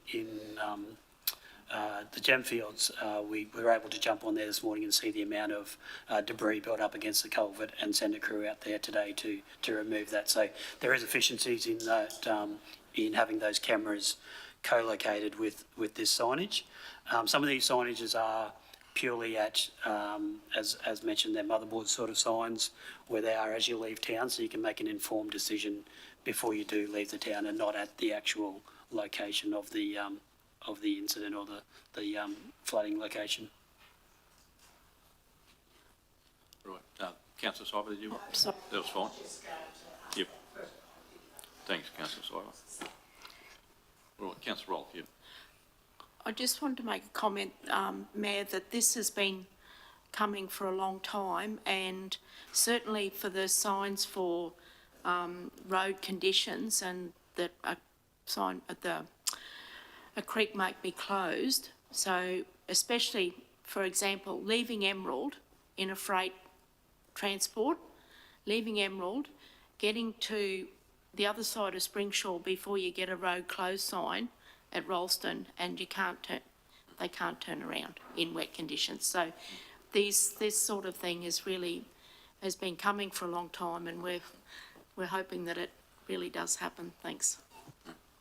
Perfect. Right, thanks, Councillor Rolfe. Well, look, the recommendation is there that the Central Highlands Regional Council endorses that project. It's actually columnised there to be progressed to application for funding through the Queensland Resilience and Risk Reduction Fund. So that is the flood warning infrastructure electronic road condition signs, and that's obviously been quite detailed there in your report. And furthermore, if the application is successful, Central Highlands Regional Council will commit to the inclusion of any required funds in the financial years in which the project will be delivered, as our General Manager Infrastructure has indicated, would be the forward years, inclusive of any project cost deemed ineligible by the funding body. So is someone happy to move that? Moved by Councillor Cruz, seconded Councillor Brimblecombe. All in favour? Councillor Daniels has indicated she's voting in favour. Against? Councillors, that is carried. Thank you very much. Thanks, Jason. 12.4.4 is the endorsement of project nominations for the 24-25 Cycle Network Local Government Grants Program. And Jason will lead us again here. Thank you. Thank you, Mr Mayor. The 2024-25 Cycle Network Local Government Grants Program is part of a rolling program of grant funding by the state government with regard to cycle networks and footpaths. We have recently been successful in the 23-24 round of grants, and the 24-25 has just opened. I'll hand over to the Manager of Project Management Office to talk through the report. Thank you. Thank you. Applications for this funding opportunity opened on 12th of October and closed middle of December. Again, the details of what is eligible are provided in the report. And there is several groups that funding is available, under. The projects proposed by the Infrastructure Department are eligible for funding under both design or construction, with 2 design projects and 3 construction projects proposed, which makes them eligible for 50% of the funding. So the 5 projects proposed were presented to SPGG on the 19th of October, and they follow on, as already mentioned, they follow on the construction projects in particular from the design projects that we've just received funding for. So 2 design, 3 construction and 50% funded. These projects are to commence and be completed in 24-25 financial year. We won't be advised of whether or not the funding is successful until June 24. Thank you. Thank you very much, Kim. Councillors, questions? I was listening that time to the financial years that was before. Thank you very much. Look, everybody knows the other thing that I get excited about is what I call the active transport pathways, cycleways. So I just think it's really exciting that we're those places that are earmarked to expand and lengthen. Some places widen and lengthen pathways or cycleways is really excellent. And thank you to, I know through the Blackwater CRG, we've been advocating with our footpaths. So that's completing some of the legs of that as well. So thank you very much. And I know that at Emerald, we've been looking for a map of just a street map of town, a simple one, so that we can help also highlight, particularly where youth have been saying they'd like some extra paths as well to help with demonstrating community engagement. But yeah, always excited that to be able to have more paths around the region. Thank you. Thanks, Councillor Moriarty. I expect to see you out cycling a lot more, so, and taking that opportunity. Councillor Carpenter. Just a query on the Max Gorlick Drive one. If ever we get the new bridge in place, how will that fit with that? Is that being considered in the planning for that? Thank you, Councillor Carpenter. So the Max Gorlick Drive cycleway, it does provide that link from the CBD down to where to the Botanic Gardens, basically, or within the vicinity of the Botanic Gardens. There would still be pedestrian access granted as part of if the bridge was duplicate a new bridge at a higher level, this pedestrian path would then go under the bridge and still provide access. So there may be some slight tie-in at the far end that might need to be adjusted slightly, but the majority of this, which comes right back from edge of the street here, Opal Street intersection, all the way around, would be still needed. Thank you. Well, councillors, the recommendation is there, and it's obviously the colonisation as well, so that the Central Highlands Regional Council endorses the following progress to be progressed to application for the funding through the 24-25 Cycle Network Local Government Grant Program. And those 1, 2, 3, 4, 5 projects have indicated there. And furthermore, if the applications are successful, Central Highlands Regional Council will commit to the inclusion of required funds in the financial years in which the project will be delivered, inclusive of any project costs deemed ineligible by the funding body. So someone happy to move those? Move Councillor Moriarty, second Councillor Cypher. All in favour? Councillor Daniels has voted in favour. Against? Thank you, councillors. That's carried.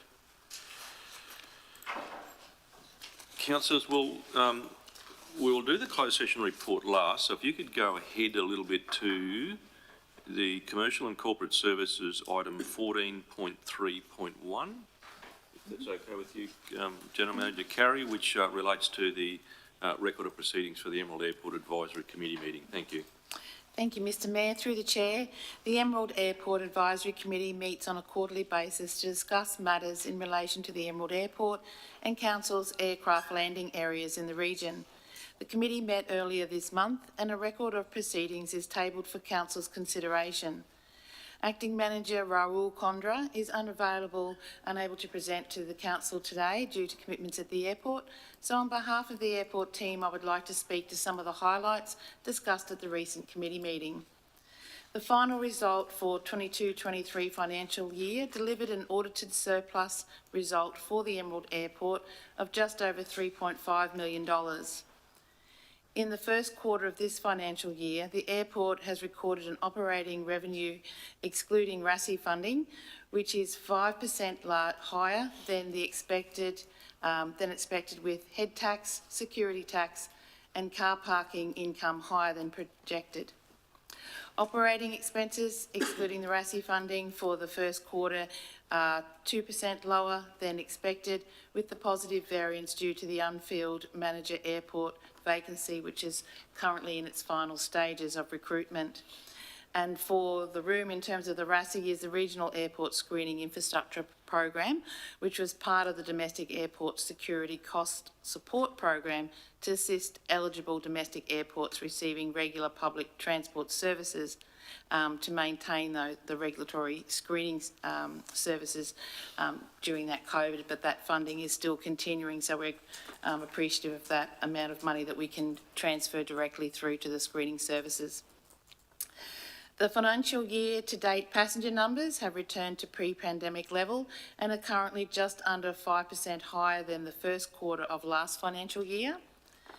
An action plan has been developed in response to the Emerald Airport Business Review undertaken earlier this year, which identified the governance direction for the airport, being that Council retains ownership and pursues a structure which further drives efficiencies and enhances services.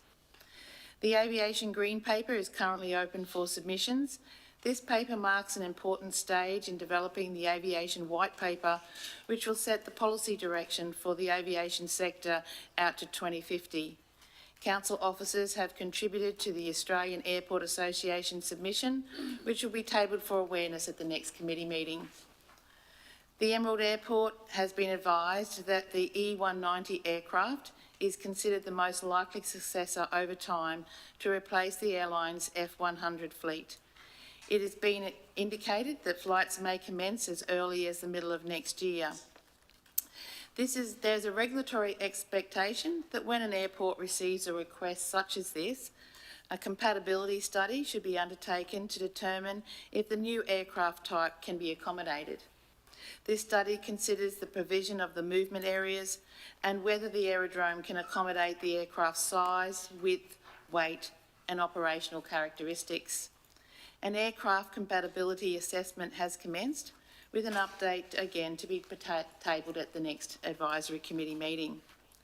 Through the Chair, I recommend that the Council receives the record of proceedings of the Emerald Airport Advisory Committee held 6th of November.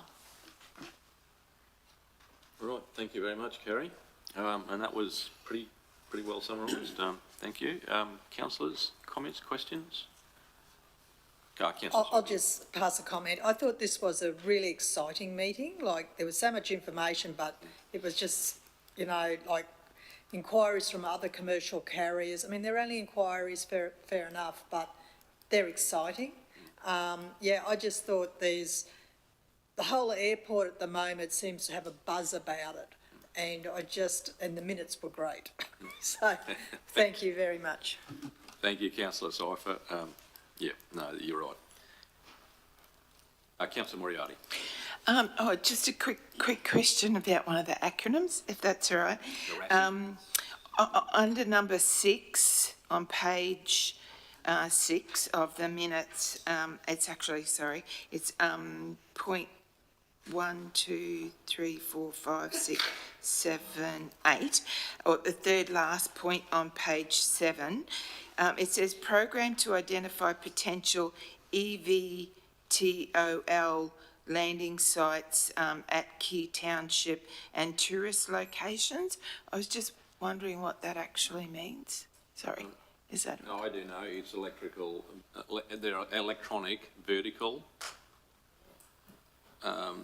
takeoff or landing. So, as in drones. Oh, right. That's a code word. So, not necessarily drones. They can be other vehicles that are actually, but they're not rotary wing aircraft. They're not helicopters, but they're more, you know, those sorts of things. Yeah. Deliveries, freight, and potentially taxis. Very futuristic. Wow. In your EVTOL vehicles you would have seen at the conference. I mean, we're jumping ahead. Yep. We're stealing some of the thunder out of there, but certainly those sort of personalised vertical landing sort of things that only require a base. So. Fantastic. I've got to put an order in for one. No, no, thank you very much. And that's what it's all about. You're talking about your 5-year master plan. And again, I know there's lots of things in there, but I just have to wave a flag.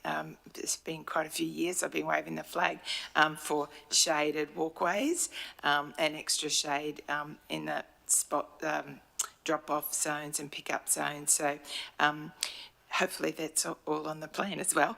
But yeah, thank you very much for explaining that, and it's great we're thinking so laterally and innovatively for the future. Thank you, Councillor Moriarty. All right, councillors, were the I'll just check Councillor Downer's right. Okay, so the recommendation is that we receive those record of proceedings, so held on the 6th of November. Someone happy to move by Councillor Cypher, second Councillor Brimblecombe. All in favour? Councillor Daniels has indicated voting in favour. Against? Thank you, councillors. That's carried.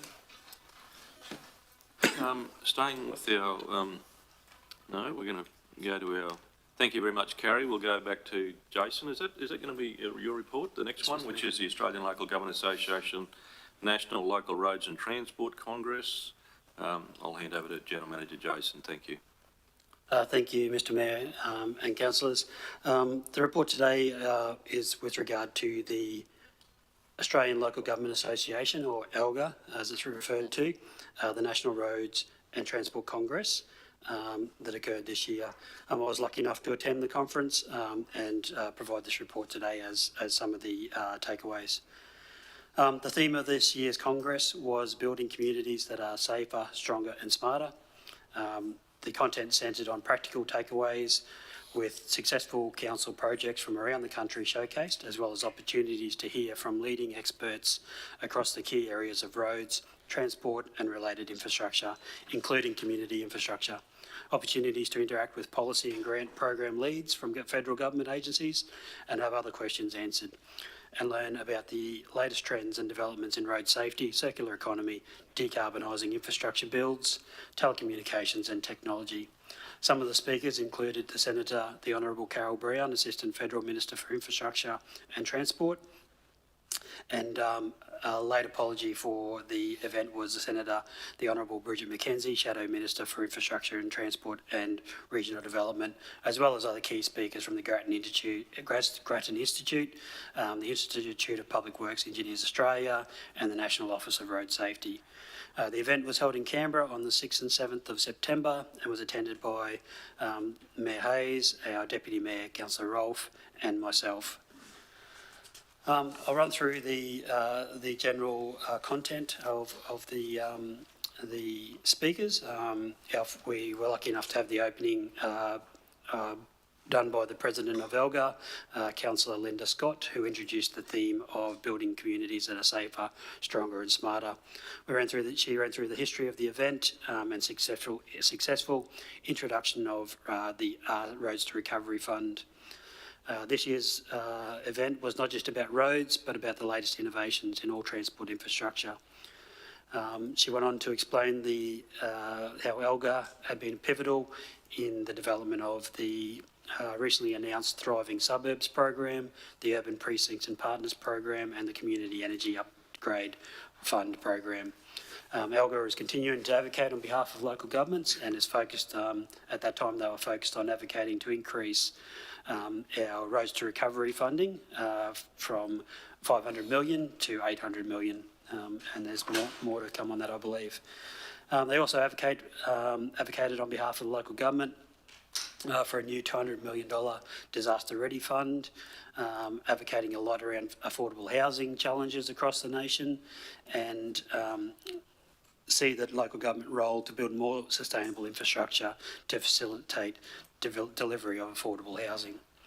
The next key speaker was from the Grattan Institute, and the key takeaway there was around current funding models are not leading to sustainable delivery of local government assets. So the three key points there was that there's simply not enough funding being given out to local governments. The problem with the grant funding works and the type of funding and the constrained funding, and how that links to many councils needing better data and technology and more resources.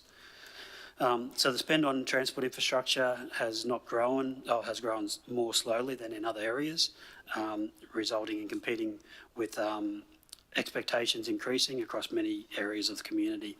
The estimated underspend is approximately $100 billion per year. The problem with the current funding grant models is that they are very definitive and often not aligned with council's asset management processes. Seeing significant cost overruns on unplanned political projects, which are at the bigger end of the scale. These cost overruns result in effects to benefit cost ratios of these projects. So if you have a $1 billion project and the benefit cost ratio has been calculated on that and the funding committed, if that project significantly increases in cost, the cost benefit may not actually be there by the end of the project. So just a lot of work that they've been doing around that. Many councils need better data required to meet the eligibility criteria of these restrictive and tight funding requirements. Tight timeframes on funding applications, lengthy application processes and co-contributions all contribute to difficult part of the process. There was a panel discussion held by a member, Natasha Bradshaw from the Grattan Institute, the Honourable David Elliott from the CEO of IPWEA, and our neighbouring mayor, Mr Matt Burnett, who's Vice President of the ELGA, with regard to road transport infrastructure for local governments in a rapidly changing world. That focused on how Queensland is leading the way, still leading the way with the natural disasters and delivery of funding, and that's through our good asset data collection and our preparedness for natural disasters. Still seeing challenges with the releasing of funding from natural disasters being up to 2 years following the event due to those requirements. And we're seeing some of our neighbouring states struggling with those challenges at the moment. The next one was from the board previously known as ARB, Australian Road Research Board, which is now known as the National Transport Research Operation, which was around safer, sustainable, resilient transport assets through data-driven solutions. The example here was a a compact roundabout in a sort of semi-urban situation, trying to build a safer intersection on an existing footprint without resumptions and other infrastructure constraints. The key takeaway is we must move from reactive maintenance to a proactive maintenance, and also link asset management plans to network safety plans to help inform investment strategies.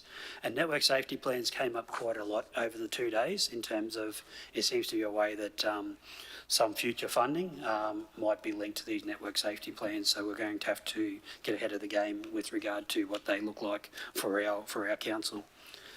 The Honourable Carol Brown, Assistant Minister for Infrastructure and Transport Address, had a key takeaway that the federal government safety funding is addressing concerns through the Road Safety Action Plan.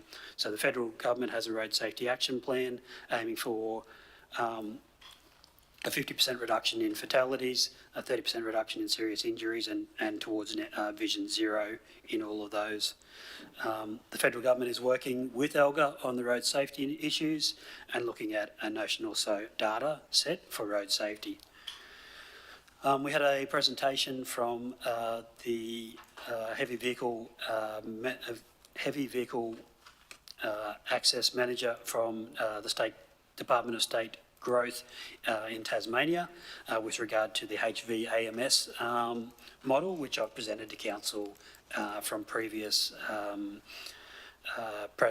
forums that I've attended around that same sort of thing, which is understanding the gaps between the design vehicles and the demand vehicles. So what our roads are currently designed for, and what the future use of those vehicles may be on our network, and what they may look like and their needs, and also needing to advocate for the other states to have this pre-approval process with regard to heavy vehicles on the network, which helps logistics operators make more informed decisions about what type of operations they will do. The next one, again, was a panel presentation from the Department of State Growth in Tasmania. We had the Transport Certification Australia and IPWIA with regard to data collection, infrastructure and assessment of telemetrics across the network. So I was trying to work out what our roads are being used for, and how the existing information out there that is available can help us make informed decisions. The key takeaway is obviously there is the access to Transport Certification Australia has a telemetrics data gathering exercise where all vehicles that are under the compliance requirements of having telemetrics have to provide them with their data, and that's publicly available, so we can see how many vehicles and what type of vehicles are using our networks. So it's something that we can use further on. The next report was around local government managing infrastructure with increasing natural disasters, and this was from Berrigan Shire Council and the School of Engineering at the Australian National University Institute for Climate, Energy and Disaster. And that was heavily focused on New South Wales' recent learnings from their recent events last year with regard to flooding impacts. It was a lot around the restoration of public assets, how capturing data prior to events is important, all stuff that we have been doing in Queensland for quite some time due to our frequency of natural disasters. Other key points was a presentation from Brendan Moon, who is the Director or General Manager, CEO of the National Emergency Management Agency. And a key takeaway there was working with state and federal government agencies to enable funding to flow through to local governments faster after these natural events, but also having good systems and good data that make it easier to support applications, again, which Queensland leads the way under Brendan's direction in his previous roles. Day two was to see the Senator Bridget McKenzie, Shadow Minister for Infrastructure and Transport and Regional Development, provide a deputation. Unfortunately, she was drawn away with a Senate inquiry, and the Federal Shadow Minister for Local Government, Darren Chester, on short notice attended the event. He spoke about road safety needs to be a priority, and local governments know where and how often it should be spent, where we should be spending the money and how much need to be spent. Funding opportunities should be aligned to this so that local government get the opportunity to spend the money in the right places. The next presentation was with regard to waste management and recycling, and this, while not directly related to the transport infrastructure, there's obviously a heavy reliance on transport infrastructure for this to work effectively and efficiently. The Managing Director of Soilco, who has piloted a few projects down south, and sort of a lead in that FOGO sort of operations, presented on some of the benefits of some of the more regional approaches that they're seeing in South Australia and Victoria, where smaller opportunities aren't financially viable, but more regional approaches in those urban areas where a number of councils can contribute to the one location. What he did say is that from all the investigations, they have identified that people are more inclined to participate if they know where the material is going and what the benefits of them doing this recycling is. So where they see it just disappearing and not seeing the outcome. And some of the ways that they've dealt with that is through offering at the end of the process, it may, so for FOGO, it may produce compost. So the opportunity for people to go and get free bags of compost at the end so they can actually see what they've contributed to makes them more inclined to participate. There was a panel discussion on being climate ready for building climate ready infrastructure, which had the Department of Climate, Energy and Environmental and Water, Western Sydney Regional Council, regional organisations of councils, and a member from the Lachlan Shire, and the key takeaway was obviously to consider environmental factors and comfort in design. So things like playgrounds with shades, soft fall, the colours that you choose in terms of soft fall and those type of things that are environmentally friendly and make places more attractive to attend.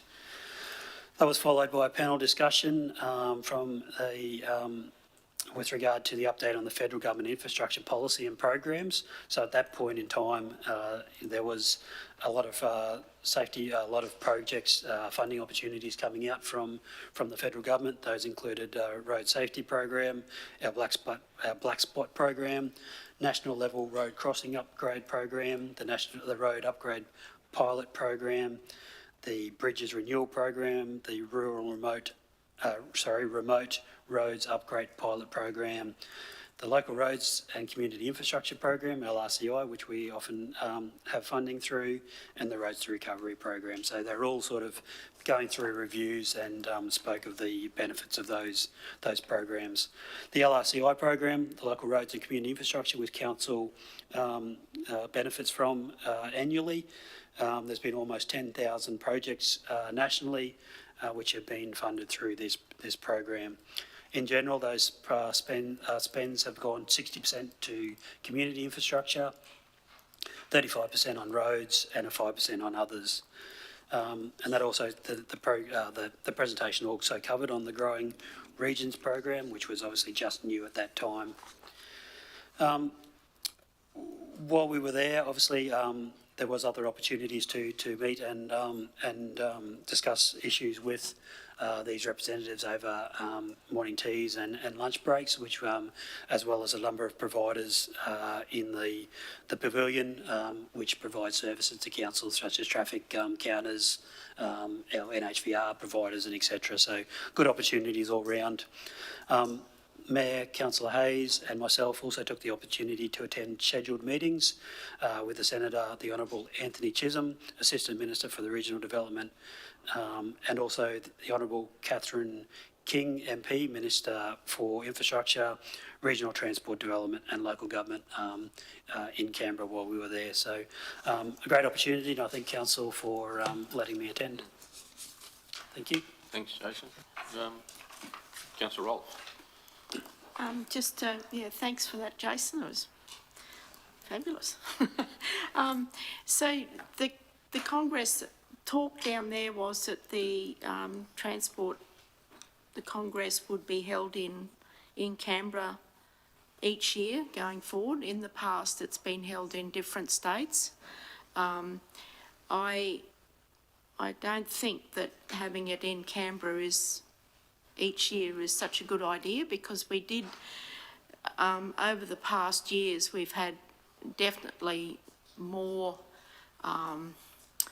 input, I suppose, from other states, and being able to find out what is happening nationally within our local governments as far as transport goes, and the different ways that that local governments deal with transport issues. So have sort of said that to our regional local government representative, which is Mayor Burnett, so to say to ALGA that, we really think that it should continue to go around the states.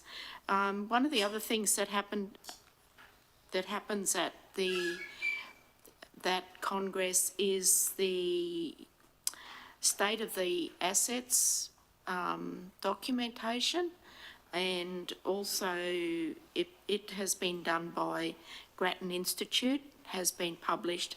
They've also got out a document that is potholes and pitfalls, and it's potholes and pitfalls, how to fix roads, and it's a document. It's got quite a lot of data in it. So if you're into roads, it's probably worth a read. But just to note that it is Grattan Institute's document. It's their opinions. It's not local governments. Thank you. Yeah. Thanks, Councillor Roll. Any other questions, councillors? Go, Councillor Moriarty. Thank you very much. Thank you, Jason and Chris, and for all that feedback. That's wonderful. Every time we get presented with information on these kind of conferences, we learn heaps. And thank you very much for that. I just wanted to make a point, just looking at the slides that you picked to put in here. A picture says 1,000 words, definitely. But I was just interested from that place-based perspective, and that there is that push for community infrastructure funding, and also this building resilience. So the slide that you've got on there on page 502 for the stronger communities managing local government infrastructure and increasing natural disasters, a presentation where it actually it says that place-based and locally engaged disaster risk reduction planning, infrastructure and interventions are a key element of building resilience. And it notes in there about, support and enable locally led and owned place-based disaster risk reduction efforts. And also over in page 506, under Growing Regions Program, the slide that you have, the photograph there, again, talking about grants for infrastructure and emphasising projects need to meet identified community needs and focus on place-based priorities.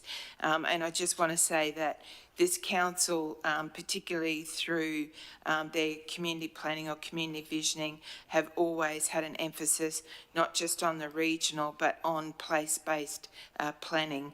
And we are in a good position, and I'm hopefully able to also provide some information on how we're building a community resilience through our place-based approaches. So I just wanted to say that, again, CHRC is up there, if you like, or leading the way again with making sure that we are connecting with our communities to connect with building resilience and stronger regions, and that demonstrating community needs and priorities around a place-based approaches. But congratulations, Jason, General Manager, on this presentation. I learned a lot through this. It's excellent. Thank you. Thank you very much, Councillor Moriarty. Councillors, there are no more questions for Jason, and I do thank Jason.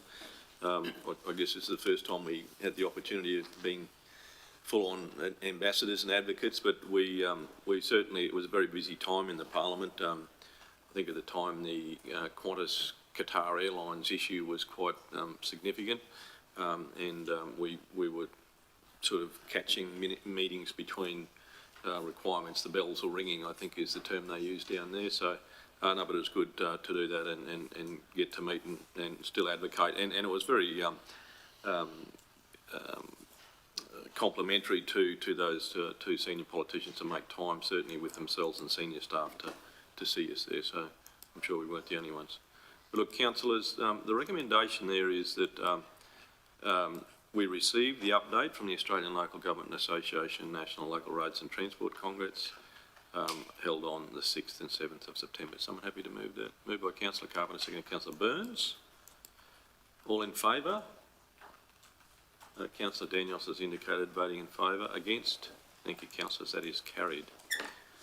Councillors, I think that is the last of the agenda items, with the exception of we have a closed session item now that we'll deal with. Now, on my list here, I've got a conflict of interest declaration from Councillor Moriarty and Councillor Seifert, so they've agreed to leave the room prior to this discussion.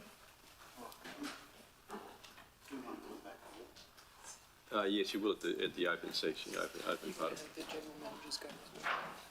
Yeah, for the discussion, yeah, John.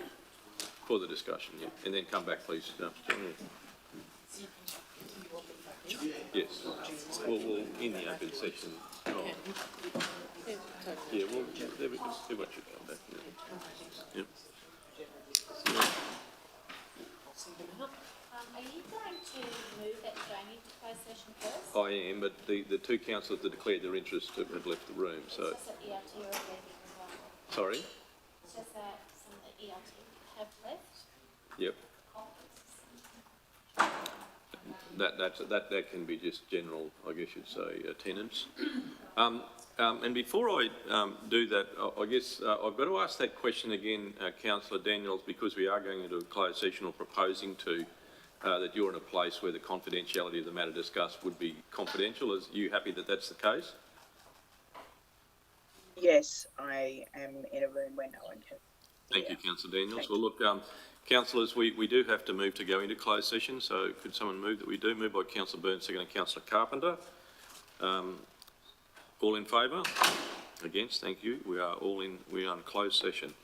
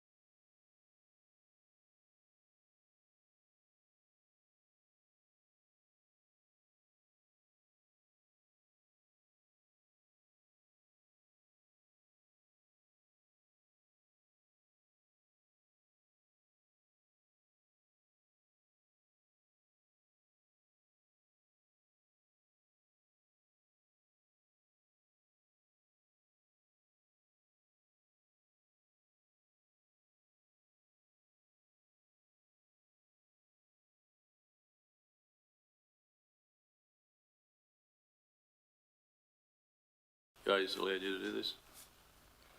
We're back on, Mr Mayor. Okay.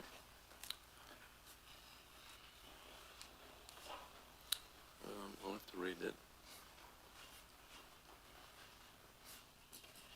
Do you want to get ELT? All right. Yes, yes, the executive, but not the councillors.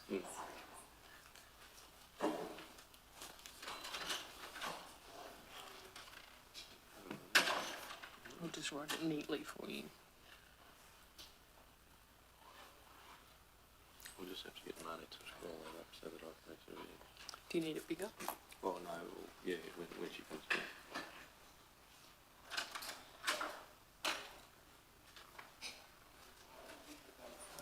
Is that big enough? Yeah, and just, I need to Yeah, go we'll scroll. to the, You to the resolution, Marnie, if you can. So I had to make it bigger because All you right. didn't need it. So if you could just move it so that it gets to the right Okay, spot. welcome back everyone, welcome back ELT. Just go to the spot. The residual thereof. Just go to the spot. We'll talk to that in a second.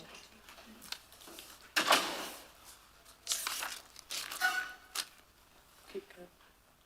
So, councillors, we move to, having moved out of closed session, in relation to the councillor conduct investigation, we make the following recommendation, that the Central Highlands Regional Council notes that as required by section 180 AF1 of the Local Government Act, council has investigated the allegations of inappropriate conduct referred to it by the Office of the Independent Assessor.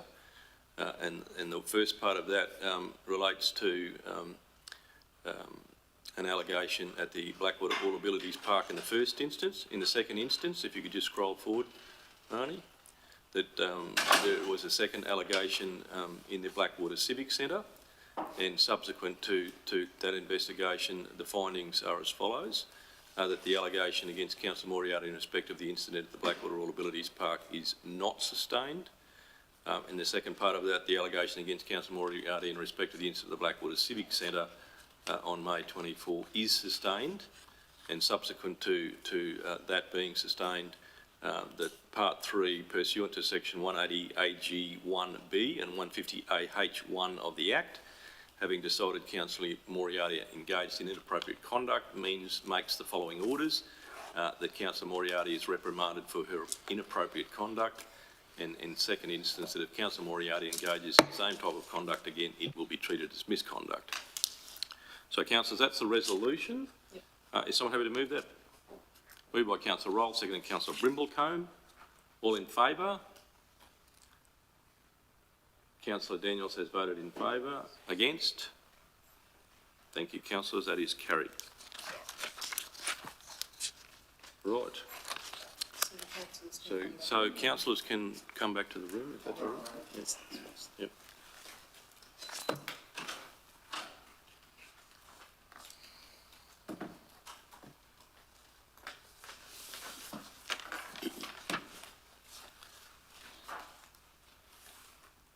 I don't think I would have read your first round.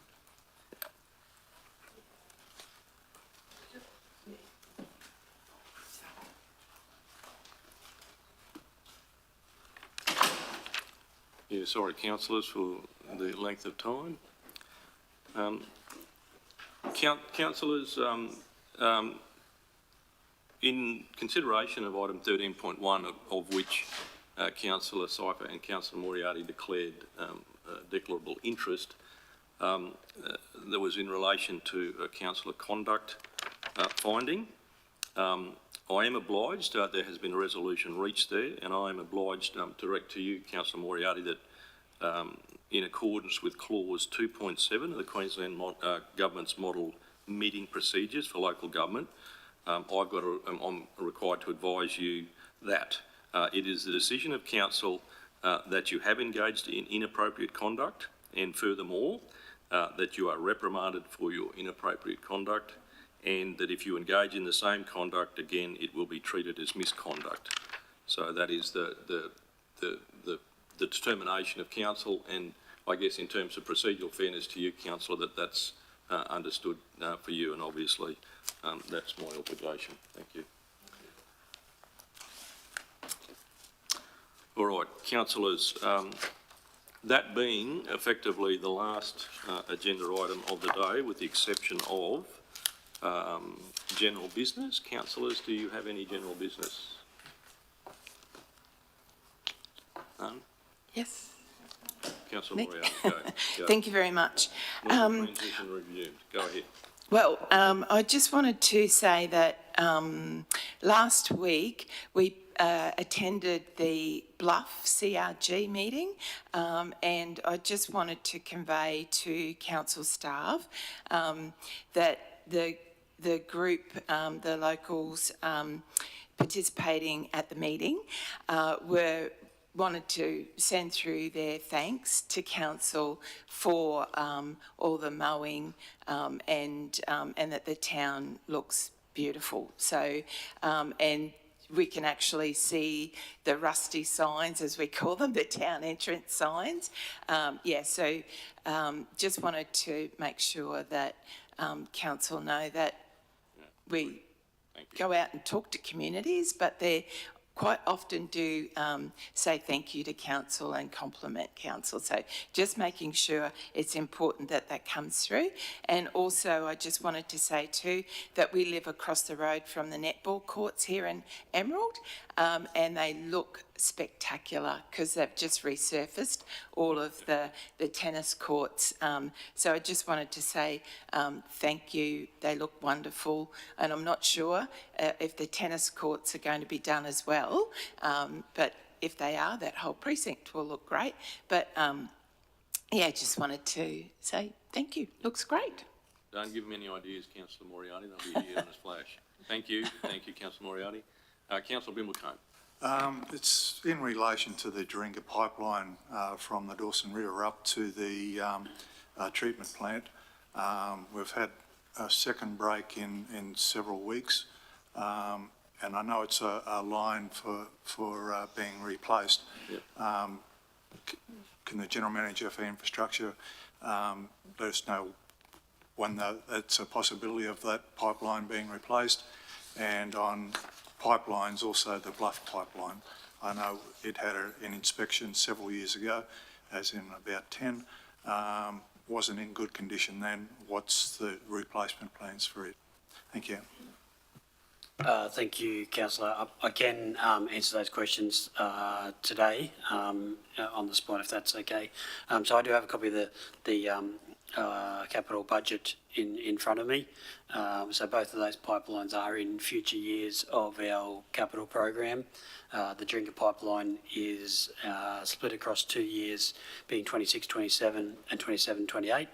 And the Blackwater Bluff pipeline replacement is split across 3 years, 24-25, 25-26 and 26-27. However, both of those projects have been previously identified as potential funding opportunities, and if they do become available, there may be opportunities to bring those forward. But in the meantime, we do carry out repairs as they occur, and reprioritisation of all capital projects occurs annually, should the need happen. Thank you. Thanks, Councillor Bimblecombe. Councillor Cypher. Thank you.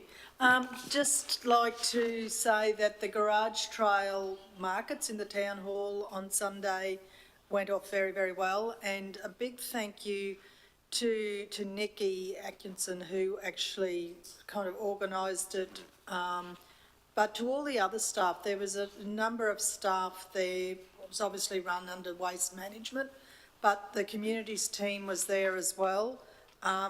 It just blows me away how dedicated our staff are to our community overall, and they did an amazing job. It was a great day, lots and lots of people, packed up a little early perhaps because there was a bit of a lull, but it certainly has potential to carry on and become a signature event for our region in the years to come. It was really, really great location. Except I got soaked as I was bringing everything in. Maybe I should have waited a bit longer, but it's great. Yeah, thanks, Councillor Cypher. All right. Sorry, Mr. Mayor. Again, you remembered Yeah. Thank you. Two things, getting my head back into the space.